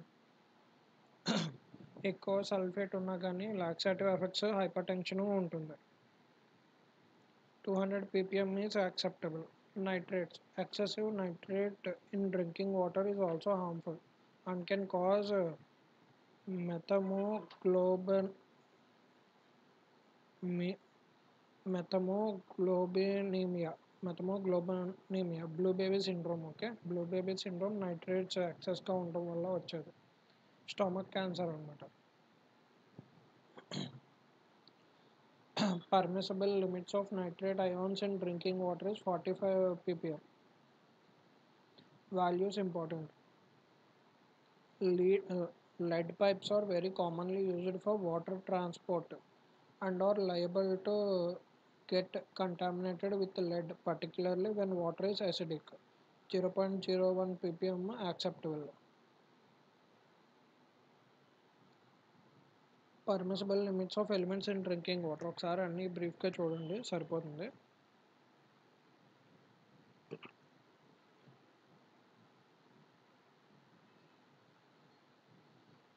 Permissible limits of elements in drinking water. The alkalinity is expressed in terms of equivalent CaCO3. H2SO4 కాదు. H2SO4 first of all alkaline కాదు. Phenolphthalein alkaline కాదు. బ్రోమోక్రిసాల్ green ఇది కూడా alkaline కాదు. CaCO3 పక్కగా alkaline అని మనకు తెలుసు. సో మనకు ఉన్న option A. Permissible limits of elements in drinking water. Chlorine drinking వాటర్లో 250 mg/L ఉండాలంట, నాకు తెలియదు, గుర్తుపెట్టుకోవాలి. Water pollution, all important questions. Which of the following organisms are found in human waste that cause water pollution? E. coli, coliform bacteria, E. coli. Option A. Water pollution. What is oxygen depleting waste? Organic waste that can be decomposed by aerobic bacteria. Option A. What is the indicator of pollution in water? Amount of BOD. ఎక్కువ ఉంటే more pollution అన్నట్టు. Why certain parts of water bodies contain more number of algae? Algae ఎక్కువ ఉంది అంటే eutrophication ఎక్కువ జరిగింది అని. Due to favourable environment, due to run off excess fertilisers. Option B correct. Due to lack of fertilisers కాదు, due to water pollution కాదు. Option B. Water water soluble inorganic chemicals. Water soluble వాటర్లో soluble అయ్యేటటువంటి inorganic chemicals ఏంటి? Compounds of pure metals. అవును, lead, mercury వీటి కాంపౌండ్సే కదా salts. Compounds of non metals కాదు, కాంపౌండ్స్ ఆఫ్ సింథటిక్ మెటల్స్ కాదు, కాంపౌండ్స్ ఆఫ్ టాక్సిక్ మెటల్స్ కాదు. Option toxic metals. Option D. When sediments of suspended matter occurs, soil is eroded from the air. Soil is eroded from the water, from the land. Land నుంచే కదా మట్టి కనుక వస్తే అప్పుడే కదా suspend అయ్యేది. What is a sediment of suspended matter? Sediment of a suspended matter. Insoluble particles of soils and other solids. అవును, particles of solids కాదు. Insoluble particles of water కాదు. Option A. Where we can find water soluble radioactive isotopes? Radioactive waste. What is the main reason for thermal pollution? Thermal పొల్యూషన్కి main కారణం ఏంటి? Increase in temperature of ecosystem, increase in chemical contains in water, hot water released by power plants and industries. Hot water released by power plants and industries. Why thermal pollution causing the release of hot water by power plants is dangerous? Solubility of oxygen తగ్గిపోతుంది hot వాటర్లో. Simple, మీరు కనుక చూస్తే ఇప్పుడు suppose మనం డ్రింక్లు అన్నీ ఫ్రిడ్జ్లో పెట్టుకుని తాగుతున్నాం, అంతేగాని వేడి చేసుకుని తాగట్లేదు. రీజన్ ఏంటి? కార్బన్ డైఆక్సైడ్ కానీ గ్యాసెస్ కానీ వాటర్లో కానీ ఏదైనా లిక్విడ్లో డిజాల్వ్ అవ్వాలి అంటే లోవర్ టెంపరేచర్స్ దగ్గర బాగా డిజాల్వ్ అవుతాయి, హయ్యర్ టెంపరేచర్స్ దగ్గర బాగా డిజాల్వ్ కావు. సో అందుకే ఆక్సిజన్ కూడా డిజాల్వ్ అవ్వదు హయ్యర్ టెంపరేచర్స్ దగ్గర. సో ఎప్పుడు హాట్ వాటర్ రిలీజ్ చేయడం మంచిది కాదు, డిజాల్వ్డ్ ఆక్సిజన్ లెవెల్స్ తగ్గిపోతాయి కాబట్టి. How to minimise the pollution of water pollution due to organic chemicals that release to water bodies? To remove all aquatic organisms from the water కాదు, to purify water manually after release to the water bodies. అలా ఎలా కుదరదు మాన్యువల్గా? Purify the water before enter the water directly from industries. అవును, ముందే purify చేసి పంపితే అలాంటి ప్రాబ్లం ఉండదు కదా. Which of the following statement is wrong regarding permanent hardness? It is also called carbonate hardness. ఇది కరెక్ట్ కాదు. It is due to presence of sulphates, chlorides and nitrates of calcium and magnesium. Calcium magnesium యొక్క salts వల్లే ఈ hardness. ఇది correct. It can't be removed by boiling. Boil చేస్తే hardness ఏం పోదు. It requires special methods of water softening to get removed. అవును, so option A ఒకటే తప్పు. Non carbonate hardness, whereas temporary hardness is due to carbonate hardness. Carbonate hardness అయితే temporary, whereas non carbonate hardness అయితేనే permanent. Cause of hardness of water. Hardness of water చూద్దాం ఇప్పుడు. Water hardness అవ్వడానికి కారణాలు ఏంటి? Hardness of water is due to presence of bicarbonates. ఇది important. Hardness of water ఎందుకు? Bicarbonates వల్ల, chlorides వల్ల, సల్ఫైడ్స్ వల్ల of calcium and magnesium. These salts dissolve in water when it passes through the grounds or rocks. Hard water doesn't produce లేతర్. లేతర్ అంటే నురగ. Because the cation Ca plus 2 Mg plus 2 present in hard water react with soap to form insoluble precipitate. So కింద పొడి కింద వచ్చేస్తుంది, అంతే తప్ప నొరగ రాదు. Hard water is unsuitable for laundry. Hard water ఉన్న చోట లాండ్రీ అన్నది అంత సూటబుల్ కాదు, నురక రాదు కాబట్టి. Laundry washing and dyeing. In addition hard water is also harmful for steam boilers. Steam బాయిలర్స్లో మ్యాక్సిమం మనం హీట్ చేసే కొద్దీ ఎప్పుడు చాలా వరకు స్లగ్ ఫార్మేషన్ జరిగిపోయి బాయిలర్ ఫాస్ట్గా కరోడ్ అయిపోతుంది. సో అందుకని హార్డ్ వాటర్ ఉంటే ఉపయోగం లేదనమాట ఆ ప్లేస్లో. Types of hardness of water. Two types of hardness are temporary hardness, permanent hardness. Temporary hardness పోతుంది కానీ పర్మనెంట్ హార్డ్నెస్ పోదు. Type of hardness in water depends due to presence of bicarbonates of calcium and magnesium.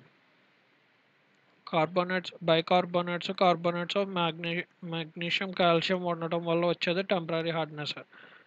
Because it can be very easily removed by simply boiling. Boil చేస్తే చాలు hardness అన్నది తగ్గిపోతుంది for some time.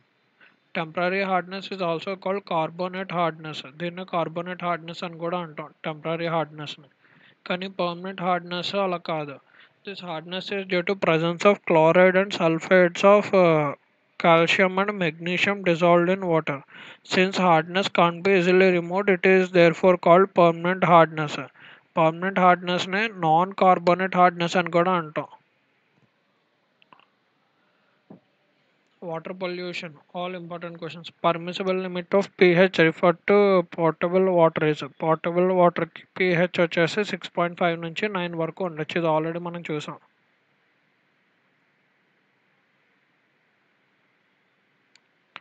Dash presents the bacterial density that is most likely to be present in water.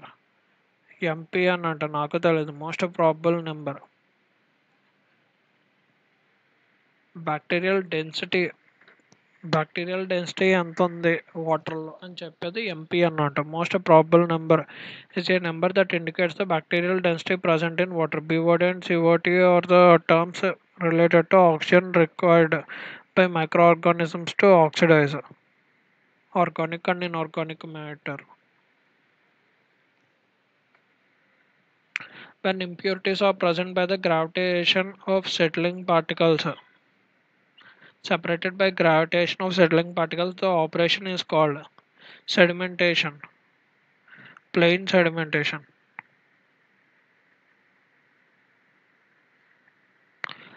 Which of the following statement is wrong regarding filtration? ఫిల్టరేషన్కి సంబంధించి ఏ statement తప్పు? It removes fine particles. Filter చేసినప్పుడు ఏమవుతుంది? Fine particles remove అవుతాయి. It removes suspended solids కాదు. It doesn't remove turbidity.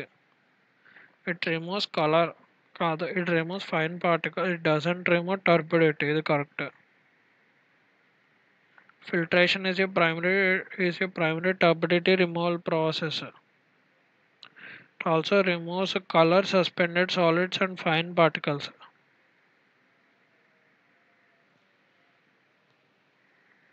Dash is the amount of oxygen required to oxidize only organic matter in a sewage. BOD.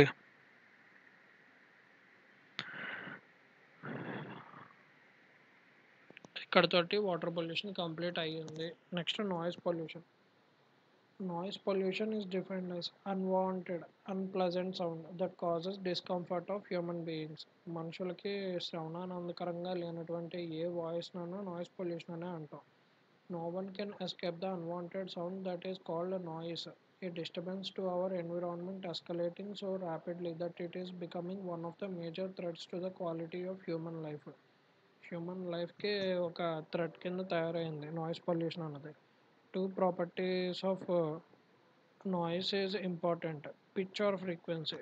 నాయిస్కి సంబంధించి రెండు properties చాలా important. Pitch or frequency. దీన్ని హెడ్స్లో measure చేస్తారు. Whereas intensity or pressure డెసిబల్స్లో measure చేస్తారు. పిచ్ని కానీ ఫ్రీక్వెన్సీ కానీ హెడ్స్లో మెజర్ చేస్తారు. Noise level of 10 decibels is how many times more powerful than the noise level of 1 dB?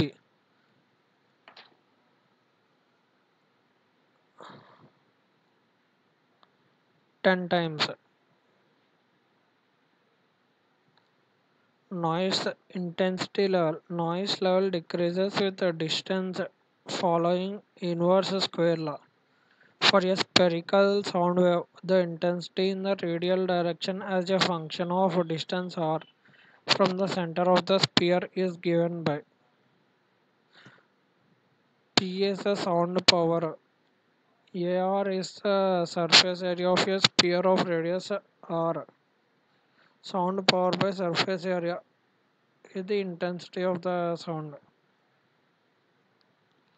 Thus, the sound intensity decreases as 1 by r square from the center of the sphere. Inverse square law అనమాట. Noise intensity level. Noise level decreases with distance following inverse square law. Sources of noise pollution. Noise pollution కి రెండు sources ఉన్నాయి, man made source, natural source. Natural source thunder storms, volcanic eruption, earthquake. Man made sources noise from automobiles, noise from factories, industry, noise from instruments. Main source of noise which leads to noise pollution or man-made sources. In homes, especially in developed countries, but also in big cities of developing countries, more and more power gadgets constitute additional sources of noise. Categorization of man-made noise sources. Traffic noise, industrial noise, neighboring noise. Traffic noise includes noise from automobiles, rail and aircrafts. Noise from these sources includes noise producing by their engines, exhaust, horns and sirens. Traffic noise actually is the main means of noise. Industrial noise.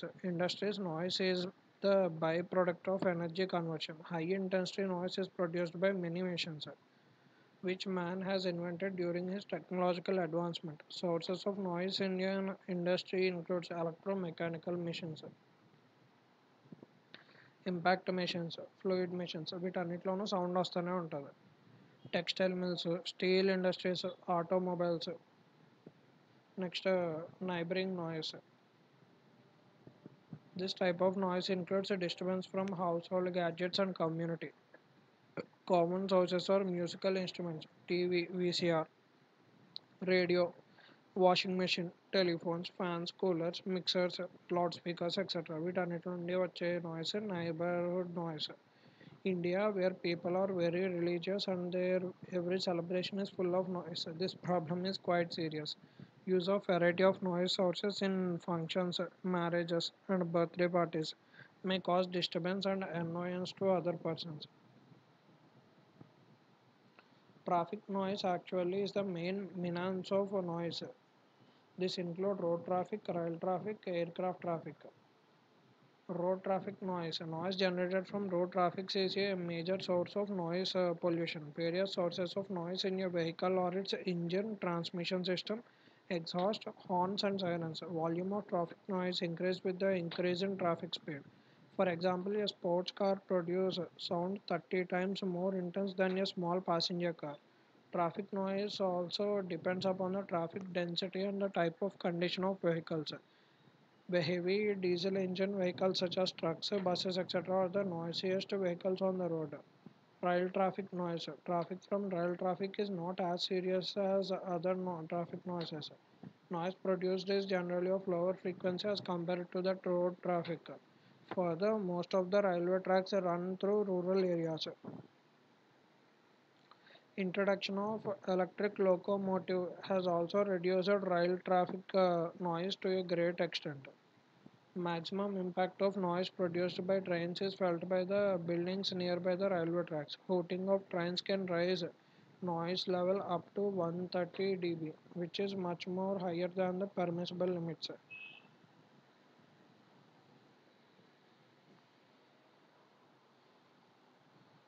Categorization of man-made noise sources is important. Level 130 dB వరకు వెళ్తుంది అన్నది important.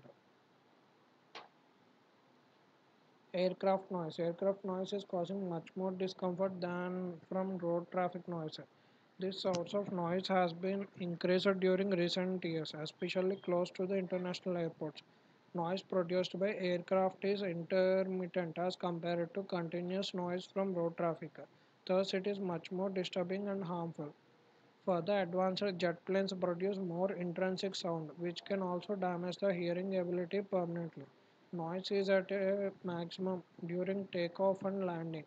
That is why major cities around the world have banned or reduced flight at nights. Okay. అందుకే night times flights లేవు reason ఇదా? Ban or reduced flights at nights mostly. Reason ఏంటంటే sound తట్టుకోలేక. Effects noise pollution. Major effects of noise on humans: physical effect, psychological effect. Auditory effects. Continuous exposure to noise of high intensity over 100 dB can cause progressive hearing loss. స్లోగా వినికిడి శక్తి పోతుంది 100 dB కన్నా ఎక్కువ sound కనుక పెట్టుకుంటే. High intensity impulsive noise of 150 dB or more, such as produced by bursting a firecracker very near to ear, may cause instantaneous damage or acoustic trauma. Speech interference. In an environment having high background noise level may cause difficulty in understanding other person's sound. Background noise level affects the efficiency of offices, factories, schools, where communication is most vital. In statistical distribution, background noise level is represented by L90.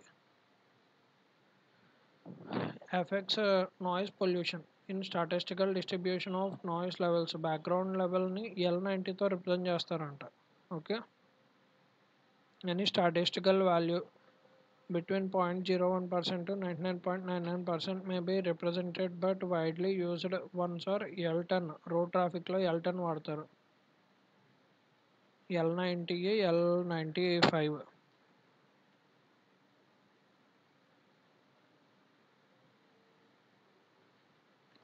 Sleep interference. Sleep patterns change అయిపోతాయి noise వల్ల. సరిగ్గా నిద్ర ఉండదు, irritation వచ్చేస్తుంది, పడుకోవాలన్న కోరిక కూడా ఉండదు. Effects on working efficiency. Noise వల్ల ఇరిటేషన్ వచ్చేసి డిస్సాటిస్ఫాక్షన్ అవుతుంది, డిస్ఇంట్రెస్ట్ కలుగుద్ది వర్క్ చేయడానికి, వర్క్ పర్ఫార్మెన్స్ ఎఫెక్ట్ అయిపోద్ది. Other effects. It has been observed that there are increased incidences of birth defects, still births and unusually low weight children born to mothers which are living near the sources of high noise such as airports, blasting sites, etc. Noise is also responsible for increased consumption of alcohols, drugs, and sleeping pills, all of which are escape mechanisms. Temporary threshold shift. Temporary shift in the auditory threshold. Situation in which most people experience reduced hearing. Temporary threshold shift అంటే ఆ సిచ్యువేషన్లో జనాలు సరిగ్గా వినిపించకుండా ఉంటే దాన్ని temporary threshold shift అంటారు. Temporary threshold shift results in temporary hearing loss. దానివల్ల టెంపరీ హీరింగ్ లాస్ అనేది జరుగుతుంది. Temporary hearing loss is often called temporary threshold shift. People suffering from this condition are unable to detect weak sounds.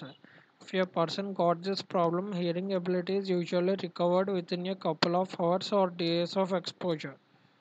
Temporary threshold shift. Cause of temporary threshold shift: exposure to intense or loud sounds or noise for a shorter or longer time. పెద్ద పెద్ద సౌండ్లు ఒకేసారి వింటే అప్పుడు temporary threshold shift అనేది జరుగుతుంది, కాసేపు ఏమి వినిపించదు. Treatment of temporary threshold shift. If you experience a temporary threshold shift, it is recommended that you spend some time in a quiet place. సైలెంట్గా ఉన్న ప్లేస్లో కాసేపు ఉండి ఆటోమేటిక్గా సెట్ అయిపోద్ది. Recovery time for a temporary threshold shift varies. It may take only a few hours for the symptoms to subside, but it can also last for days. If your hearing doesn't recover within few days, you should seek medical advice. Permanent threshold shift మొత్తానికి చౌట రావటం. Permanent threshold shift రావడానికి కారణాలు ఏంటి? Cause of permanent threshold shift: exposure to intense noise for longer duration. Intense నాయిస్కి బాగా expose అవటం, లేదా ఏజ్ పెరగడం, లేదా physical damage to inner ears జరిగితే పర్మనెంట్ థ్రెషోల్డ్ షిఫ్ట్ అనేది జరుగుతుంది. If you have a permanent threshold shift at a certain level, it is normally best treated with hearing aids. Continuous exposure of intense noise for longer duration may cause irreversible damage to the nerves and the inner ear, resulting permanent hearing loss, which is called permanent threshold shift under the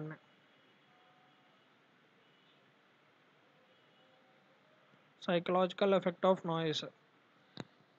Most usual and probably the most disastrous effects of noise or psychological effects. Noise affects the brain adversely. Continuous exposure to high level of noise causes stable reactions in individuals and thus disturbs the personality of the human, while intermittent and impulsive noise can distract a person and cause nervousness. So noise also causes irritation, dissatisfaction and disinterest to work. It increases the muscular tension, which interferes with the body movement. Noise can also cause chronic headache, which affects the skill to do your work, thus affects the working efficiency. Psychological effects of noise. Identify the incorrect statement. Psychological effect. Insomnia as a result of lack of undisturbed and refreshing sleep. Emotional disturbance. Decrease in heart output and pain in heart. Depression and fatigue. Decrease in heart output, ఇది తప్పు. మిగిలిన మూడు జరుగుతాయి కానీ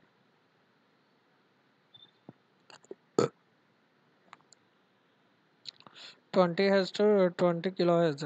Sound is measured in terms of decibels. World Health Organization prescribed optimum noise level 45 dB during daytime.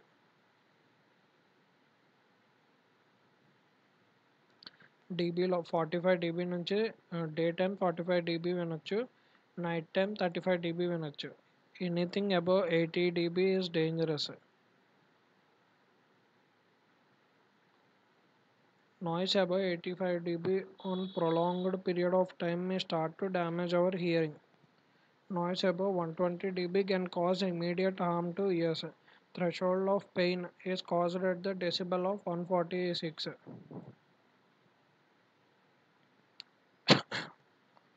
If the noise level increases to 150 dB, then within no time there will be an instantaneous rupture of membrane occurs and may lead to hearing loss. Membrane పగిలిపోయి అప్పటికప్పుడే చౌడ్ వచ్చేస్తుంది 150 dB కనుక దాటితే. Permissible noise levels. Industrial ఏరియాలో అయితే 75 dB, night time 70, కమర్షియల్లో 65, night time 55, residential 55, night time 45. Silence zones 50, 40. Commercial area at day time, day time commercial ఏరియాస్లో 50, 65 D. Prescribed permissive noise level for a residential area at night time is 45 dB. Control measures of noise pollution. There are four fundamental ways in which noise can be controlled. Reduce noise at the source, block the path of noise, increase the path length, protect the recipient.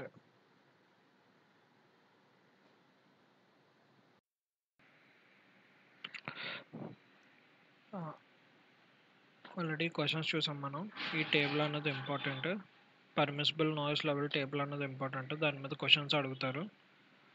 Next control measures of noise pollution. There are four fundamental ways in which noise can be control. Reduce noise at the source. ఎక్కడి నుంచి అయితే sound అవుతుందో అక్కడ ఆపేస్తే ఆటోమేటిక్గా noise control అయిపోద్ది. Block the path of noise. Noise వచ్చే పాత్ని ఆపేయండి.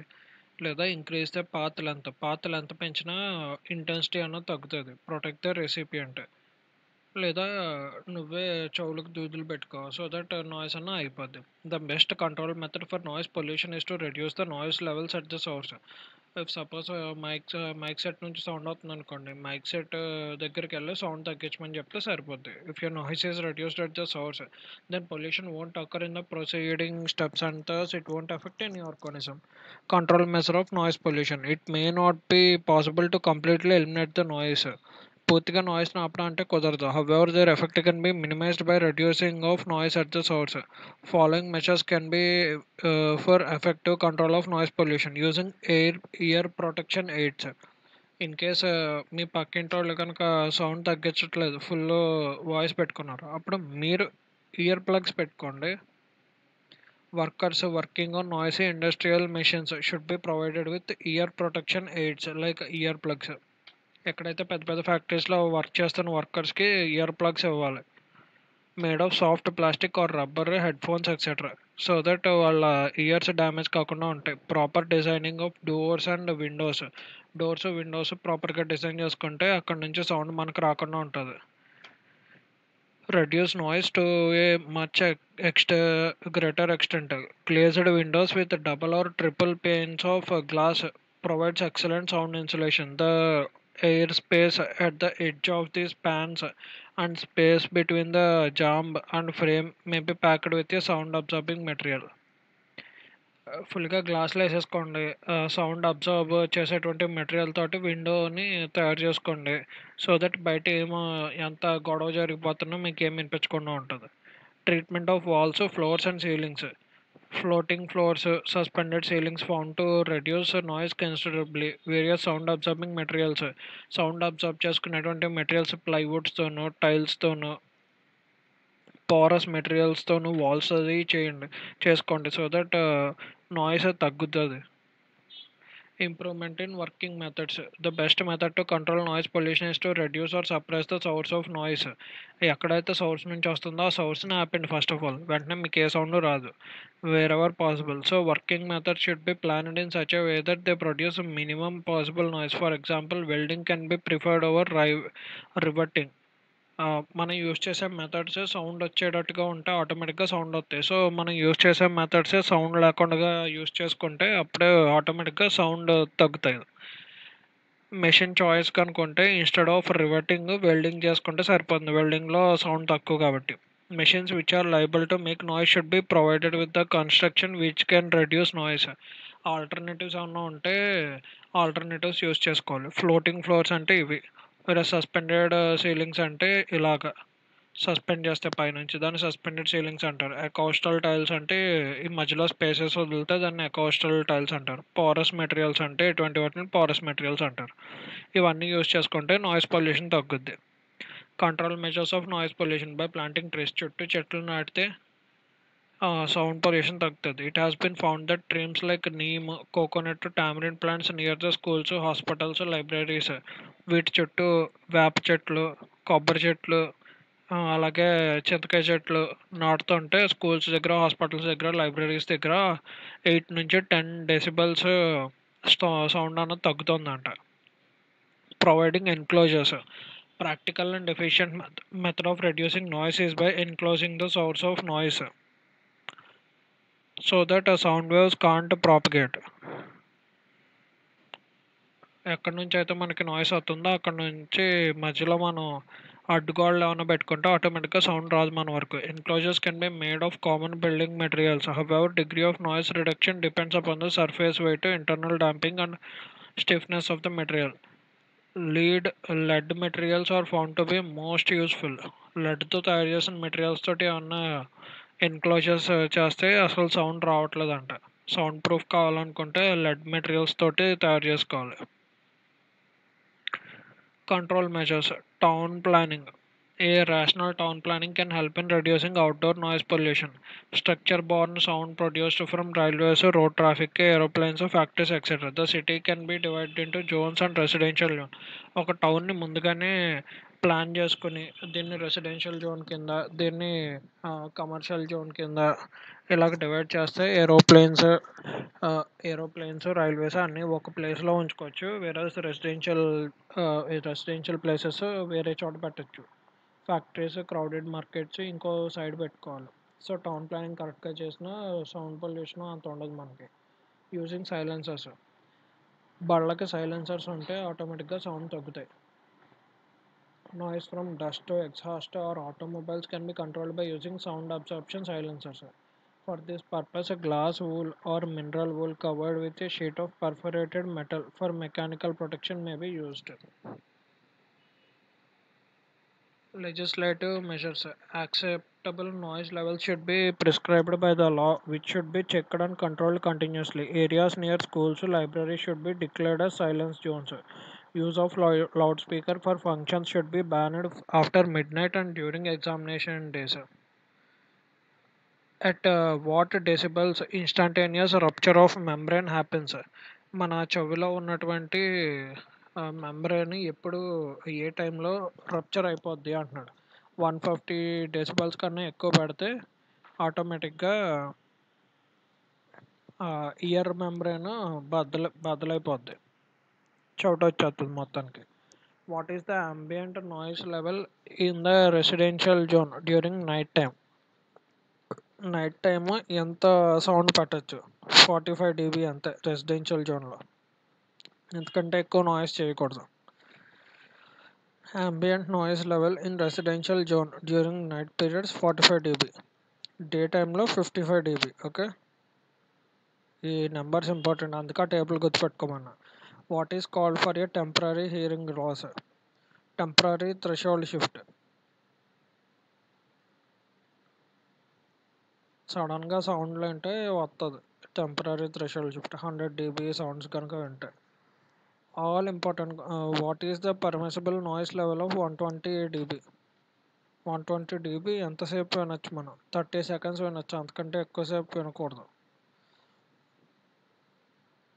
If someone hear more than this duration there are high chances of hearing loss and other mental health issues. At what level a sound become hazardous? 80 dB వరకు వచ్చిందంటే ఆ sound hazardous. World Health Organization prescribed noise level 45 dB day టైంలో, 35 dB night టైంలో రెసిడెన్షియల్స్కి.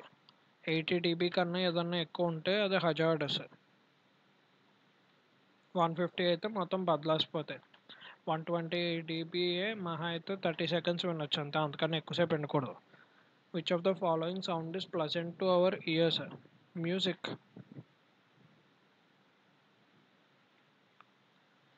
Wild life faces more problems than humans due to noise pollution because animals dependent on sounds.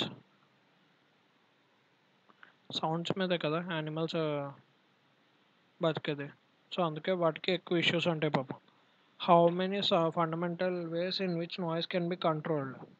4 fundamental ways. Reduce sounds దగ్గర ఆపచ్చు, లేదా path నా sound వచ్చే పాత్ని ఆపేయచ్చు, లేదా మనం పాత్ లెంత్ని పెంచవచ్చు, లేదా రెసిపియంట్ని ప్రొటెక్ట్ చేయొచ్చు. Which is the best way to control noise pollution among the 4 fundamental ways? Reduce noise at the source, ఇదే best. How can we reduce the noise in industries? By using rigid sealed enclosures. Heavy machines వాడకపోతే అలాగా.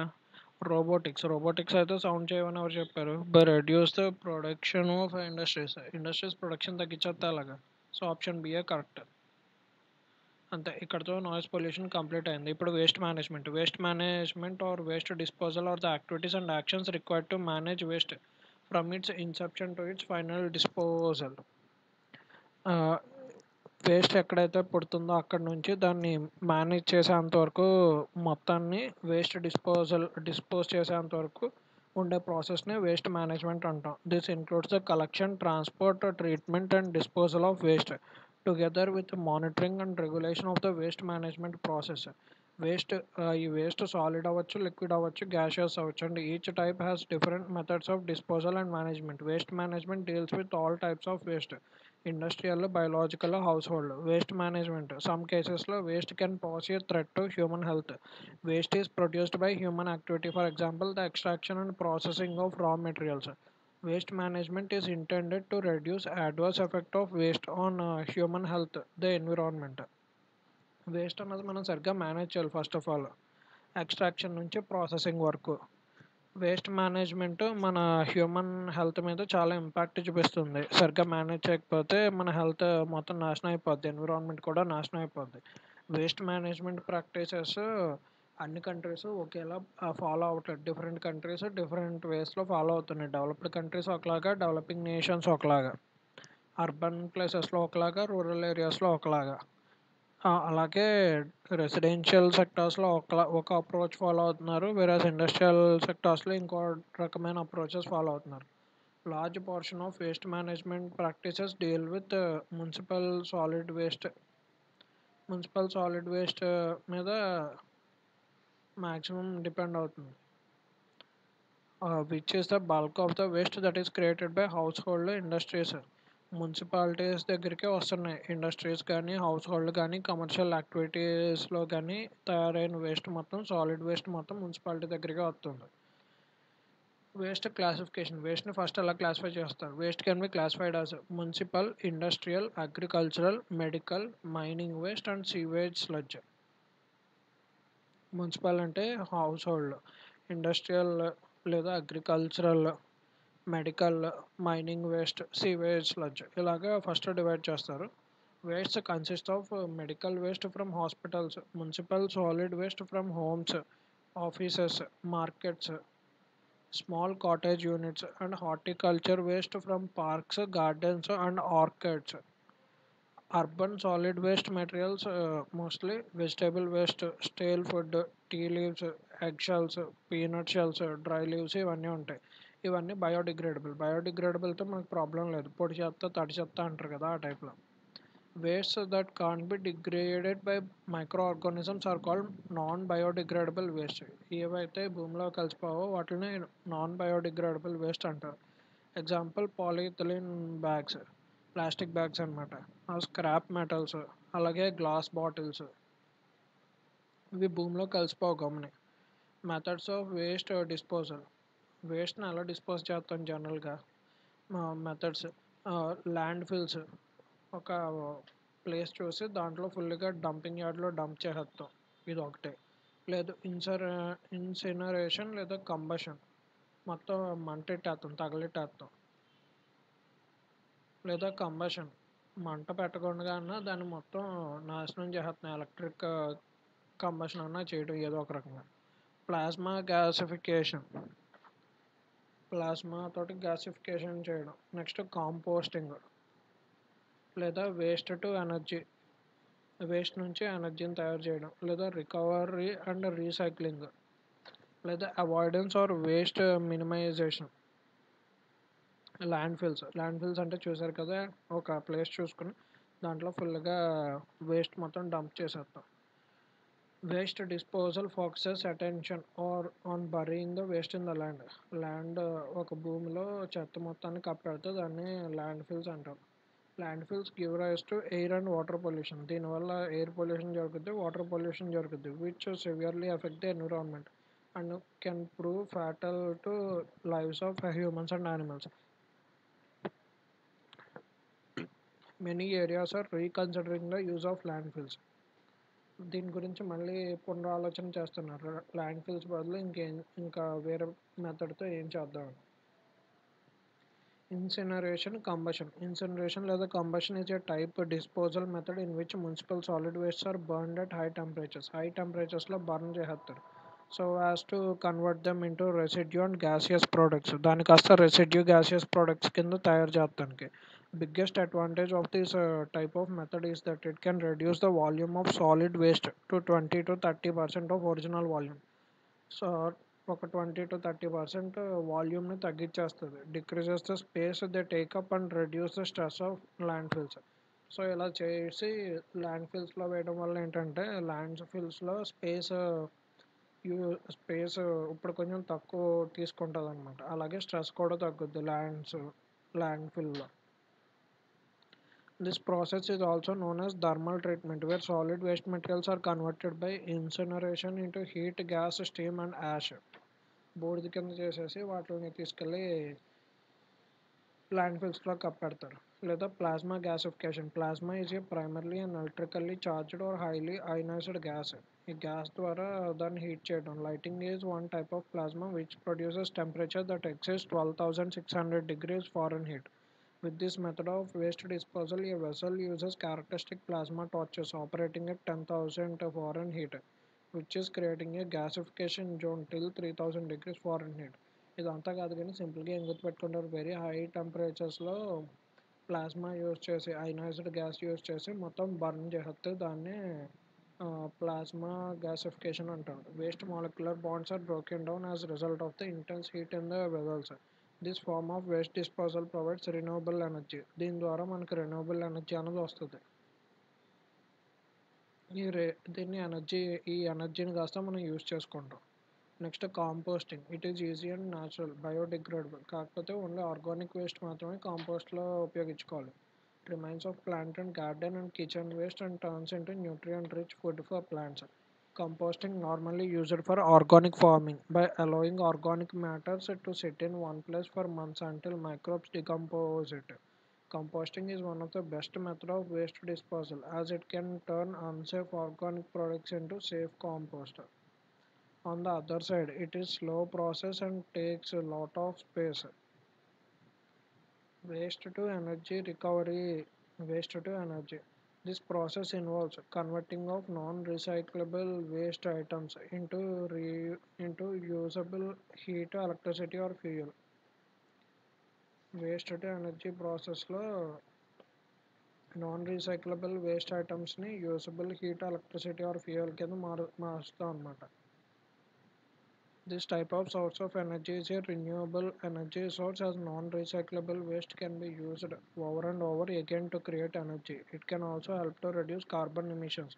దీనివల్ల carbon emissions కూడా తగ్గిపోతాయి by offsetting the need for energy from fossil sources.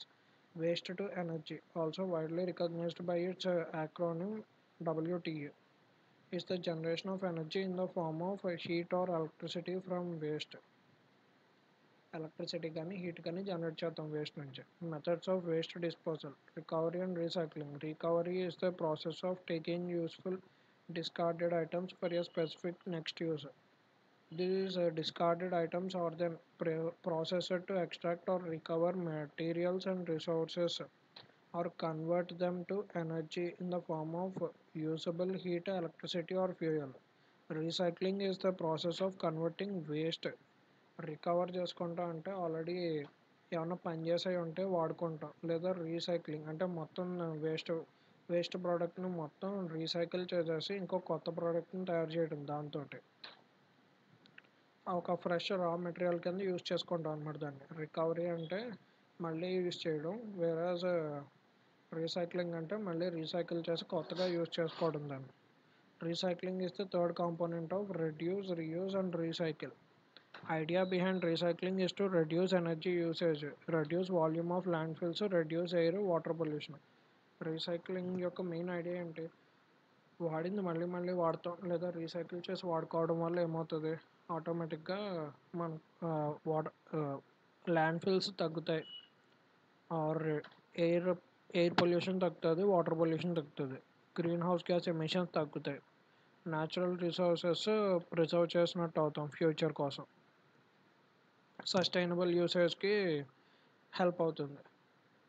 Avoidance or waste minimisation. Most easier method of waste management is to reduce creation of waste materials. Waste మెటీరియల్స్ని create చేయడం తగ్గించాలి, thereby reducing the amount of waste going to ల్యాండ్ ఫిల్స్కి వెళ్ళే వేస్ట్ తగ్గుతుంది ఆటోమేటిక్గా. మనం వేస్ట్ మెటీరియల్ రాకుండా చూసుకుంటే ఆటోమేటిక్గా ల్యాండ్ ఫిల్స్లోకి వేస్ట్ కుప్పలు తప్పల కింద పేరుకోకుండా ఉంటుంది.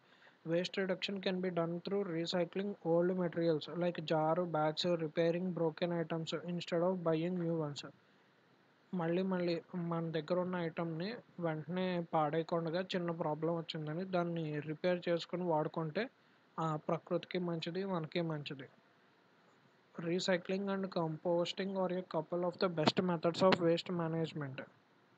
Recycling widely used around the world with plastic, paper and metal leading the list of the most recyclable items.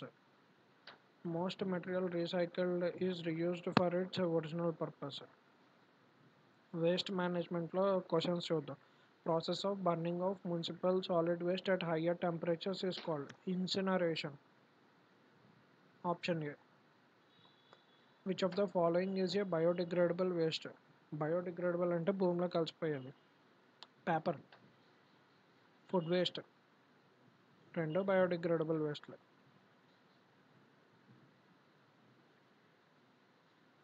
రెండు వచ్చినాయి. ఫుడ్ వేస్ట్ వేసేసుకోవచ్చు. In which method of disposal of municipal solid waste the waste is dumped in the soil? Landfillings. Which of the following is correct regarding disposal of waste by landfillings? Foul gases are not produced.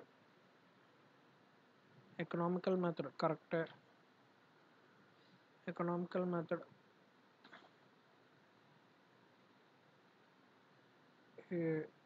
Incorrect కనుక్కోమన్నాడు ఇక్కడ. Incorrect foul gases not produced అన్నాడు. ఇది తప్పు. ఫుల్గా కంపు వస్తుంది. Dumping yard దగ్గర full smell వస్తుంది. సో ఫౌల్ స్మెల్స్ క్రియేట్ అవుతాయి. లో లయింగ్ ఏరియాస్లోనే ప్రిఫర్ చేస్తారు. Economical method. Separation of different types of waste not required. ఇది కూడా కరెక్ట్. ఇటు వచ్చి ఇదే తప్పు. Option C. ఫౌల్ గ్యాసెస్ దొరుకుతాయి. ఇది incorrect. The process of decomposition of biodegradable solid waste by earthworms is called vermicomposting. Waste produced in cotton mills are non-hazardous waste, biodegradable waste. Dash is a liquid that passes through solid waste and extract suspended impurities from it.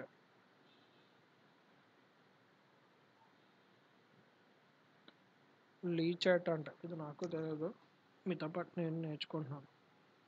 లీచేట్ explanation చూద్దాం. Leachate is a liquid that passes through solid waste and extract suspended impurities from it. It can be minimized by the use of clay lines. Okay.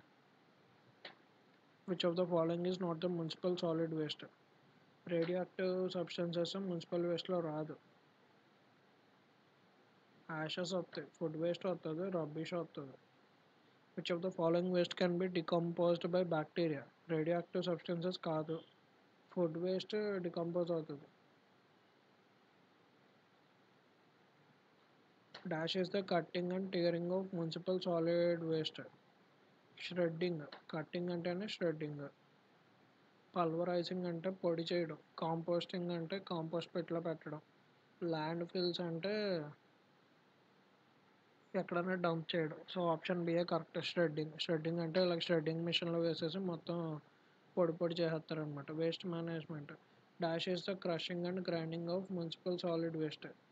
Pulverising. Crushing crush చేయడం. పొడి చేయడం అంటే pulverising. Which of the following is a biological method of disposal of solid waste? Composting biological method ఇది. 13 most disposable wastes are in the form of solids లో most disposable ఈజీగా dispose చేసేది solids, liquids, slurries. All of the above. Simplest and most common method used in the cities is to collect and dump the waste in a landfill.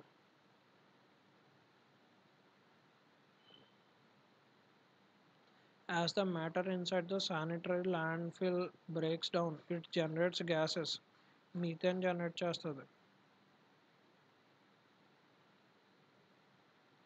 1989 Basel Convention aims to minimize creation of hazardous waste, reduce transboundary movement of hazardous waste, prohibit shipment of hazardous waste to countries lacking the capacity to dispose them of.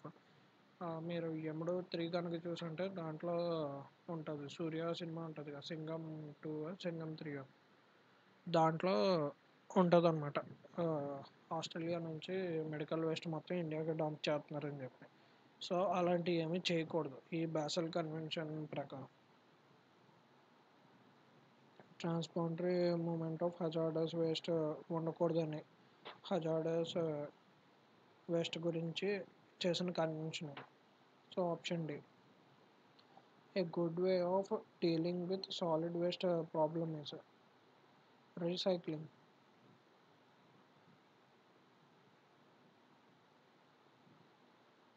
Solid waste recycling good way.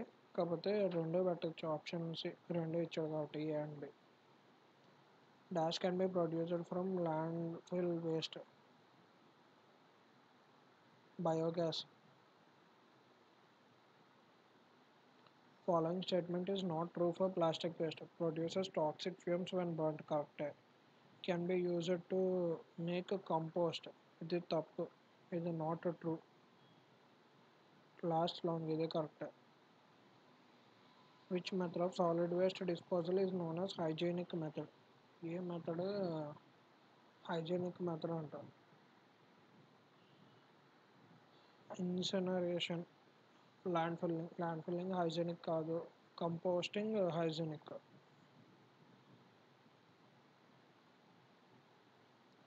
Adverse effect of environmental pollution and control strategies. Environment pollution or air pollution, water pollution, noise pollution, soil pollution అన్నిటిని డీటెయిల్గా చూసాం మనం. Environmental pollution causes various diseases to humans, animals, as well also cause destructions to plants and aquatic animals. అన్నట్లకి ఇది environment pollution destruction చేస్తుంది మొత్తం అందరికీ. Humans are mainly responsible for causing environmental pollution. Environment pollution cause చేయడానికి humans are responsible. Hence necessary steps must be taken by them. Role of an individual in prevention of pollution. పొల్యూషన్ని prevent చేయడానికి ఒక మనిషిగా మన కర్తవ్యం ఏంటి? It is the responsibility of the human race which has occupied the commanding position on this earth to protect the earth and provide conducive environment for itself and innumerable other species which evolved on this earth. మొత్తం అందరికీ ఒక మంచి ఎన్విరాన్మెంట్ని set చేయడం మనిషి యొక్క బాధ్యత. ఎందుకంటే అన్ని రిసోర్సెస్ మీద హక్కు తీసుకుంటున్నాడుగా మనిషి. సో అందుకే వీటిని నాశనం కాకుండా చూడడం కూడా మనిషి యొక్క కర్తవ్యం. Each individual should change his or her lifestyle in such a way as to reduce environmental pollution. Environment pollution తగ్గించేటట్టుగా తన జీవన శైలిని మార్చుకోవాలి. It can be done through following suggestions. Help more in pollution prevention than pollution control. Pollution వచ్చిన తర్వాత control చేయడం కాదు, pollution రాకుండా చూసుకునే బాధ్యత మన అందరిది. యూజ్ ఎకో ఫ్రెండ్లీ ప్రొడక్ట్స్ వాడతాం. పేపర్ పేపర్ బ్యాగ్స్ లేదా అదే క్లాత్ బ్యాగ్స్ అవి వాడతాం ఇన్స్టెడ్ ఆఫ్ ప్లాస్టిక్ బ్యాగ్స్ అవన్నీ. Cut down the use of CFCs as they destroy the ozone layer. సిఎఫ్సిస్ని వాడటం మానేద్దాం, లేకపోతే ఓజోన్ లేయర్ మొత్తం డిస్ట్రాయ్ అయిపోద్ది. Don't use polystyrene cups that have CFCs molecules. Polystyrene cups కూడా వాడొద్దు, ఎందుకంటే అవి కూడా సిఎఫ్సి మాలిక్యూల్స్తోనే చేస్తారు కాబట్టి. Use CFC free refrigerators. Manufacture and operation of such devices should be encouraged that doesn't pollute. మనం ఎలాంటి డివైజెస్ వాడాలంటే దానివల్ల ఎలాంటి పొల్యూషన్ ఉండకూడదు, అటువంటి డివైజెస్ వాడుకోవాలి. Reduce your dependency on fossil fuel especially coal or oil. Fossil fuel మీద మీ డిపెండెన్సీ తగ్గించుకోండి, మెయిన్లీ కోల్ మీద, ఆయిల్ మీద. Save electricity by not wasting it when not required. అవసరం లేనప్పుడు ఫ్యాన్లు అవి కట్టేసుకోండి, ఎలక్ట్రిసిటీని సేవ్ చేయండి. Adopt and popularise renewable energy sources. Renewable energy సోర్సెస్కి స్విచ్ అవ్వడానికి మీ వంతు ప్రయత్నం మీరు చేయండి, ఎలక్ట్రిక్ వెహికల్స్ వాడటం అటువంటివి. అలాగే పాపులరైజ్ చేయండి, ఎవరికన్నా అపోహలు ఉంటే తొలగించండి. Next, improve energy efficiency. This will reduce the amount of waste energy efficiency improve చేయడానికి ప్రయత్నించండి. So that amount of waste అన్నది తగ్గుతుంది, వేస్ట్ ఎనర్జీ తగ్గుతుంది. ప్రమోట్ రీయూజ్ అండ్ రీసైక్లింగ్ని ప్రమోట్ చేయండి wherever possible. And reduce the production of waste so that waste production తగ్గుతుంది. అలాగే use mass transport system. Public ట్రాన్స్పోర్ట్ని యూజ్ చేయండి, మోస్ట్లీ గవర్నమెంట్ బస్సెస్ అవి ఎక్కండి షార్ట్ డిస్టెన్సెస్కి. అయితే చాలా దగ్గర ప్లేసెస్కి వెళ్ళాలంటే instead of diesel petrol bikes బదులు నార్మల్ సైకిల్స్ అవి వాడండి, లేకపోతే నడుచుకుంటూ వెళ్ళండి. Decrease the use of automobiles వాడటం తగ్గించండి. Use pesticides only when absolutely necessary, that to in right amounts. అవసరం అయినప్పుడు మాత్రమే పెస్టిసైడ్స్ వాడండి, అది కూడా ఎంత వాడాలో అంత మాత్రమే వాడండి, ఎక్కువ లిమిట్కి మించి వాడద్దు. Use only the minimum and required quantity of water for various activities. వేరే మీరు వాటర్ యూస్ చేస్తుంటే వాటర్ యూసేజ్ ఎంత అవసరమో అంతే వాడండి. ఎంత పడితే అంత వాడేయద్దు. When building a home save trees. మీరు ఏమన్నా ఇల్లు అది కట్టుకున్నప్పుడు చెట్లను అవి మ్యాక్సిమం నా నరకకుండా చూడండి. కుదరకపోతే నరికేసిన తర్వాత కనీసం ఇంకో మొక్కనన్నా నాటండి. Plant more trees as trees can absorb many toxic gases and can purify the air. Maximum చెట్లను నాటడానికి ట్రై చేయండి. సో దట్ మనకి కార్బన్ డైఆక్సైడ్ని అబ్జర్వ్ చేసుకుంటుంది, ఆక్సిజన్ ఇస్తుంది. అలాగే సో దట్ ఎయిర్ పొల్యూషన్ తగ్గుద్ది. ఈవెన్ మనం కనుక చూస్తే నాయిస్ పొల్యూషన్ 10 డెసిబల్స్ వరకు తగ్గిస్తుంది. సో చాలా బెనిఫిట్స్ ఉన్నాయి ట్రీస్ని ప్లాంట్ చేయడం వల్ల. Check population growth so that demand of materials is under control. అలాగే జనాభాను కూడా తగ్గించడానికి ట్రై చేయండి. ఎంత పడితే అంత ఎక్కువ మందిని కంటే తర్వాత మీరే ఇబ్బంది పడతారు. Okay, so that resources demand అన్నది తగ్గుతుంది. ఓకే, ఇక్కడతోటి మనకి పూర్తి ఎన్విరాన్మెంట్ మొత్తం డీటెయిల్డ్గా సిలబస్ మొత్తం కంప్లీట్ చేసుకున్నాము. స్టిల్ మీకు ఏమైనా డౌట్స్ ఉంటే కామెంట్లో మెన్షన్ చేయండి. సో దట్ నేను మీకు నెక్స్ట్ నా రాబోయే వీడియోస్లో మీకు డీటెయిల్గా ఎక్స్ప్లెయిన్ చేస్తాను. Thank you. అలాగే వీడియో కనుక నచ్చితే లైక్ చేయండి, షేర్ చేయండి, కామెంట్ చేయండి. సో దట్ నెక్స్ట్ వీడియోస్ చేయడానికి నాకు ఎంకరేజ్మెంట్ కింద ఉంటుంది. Thank you.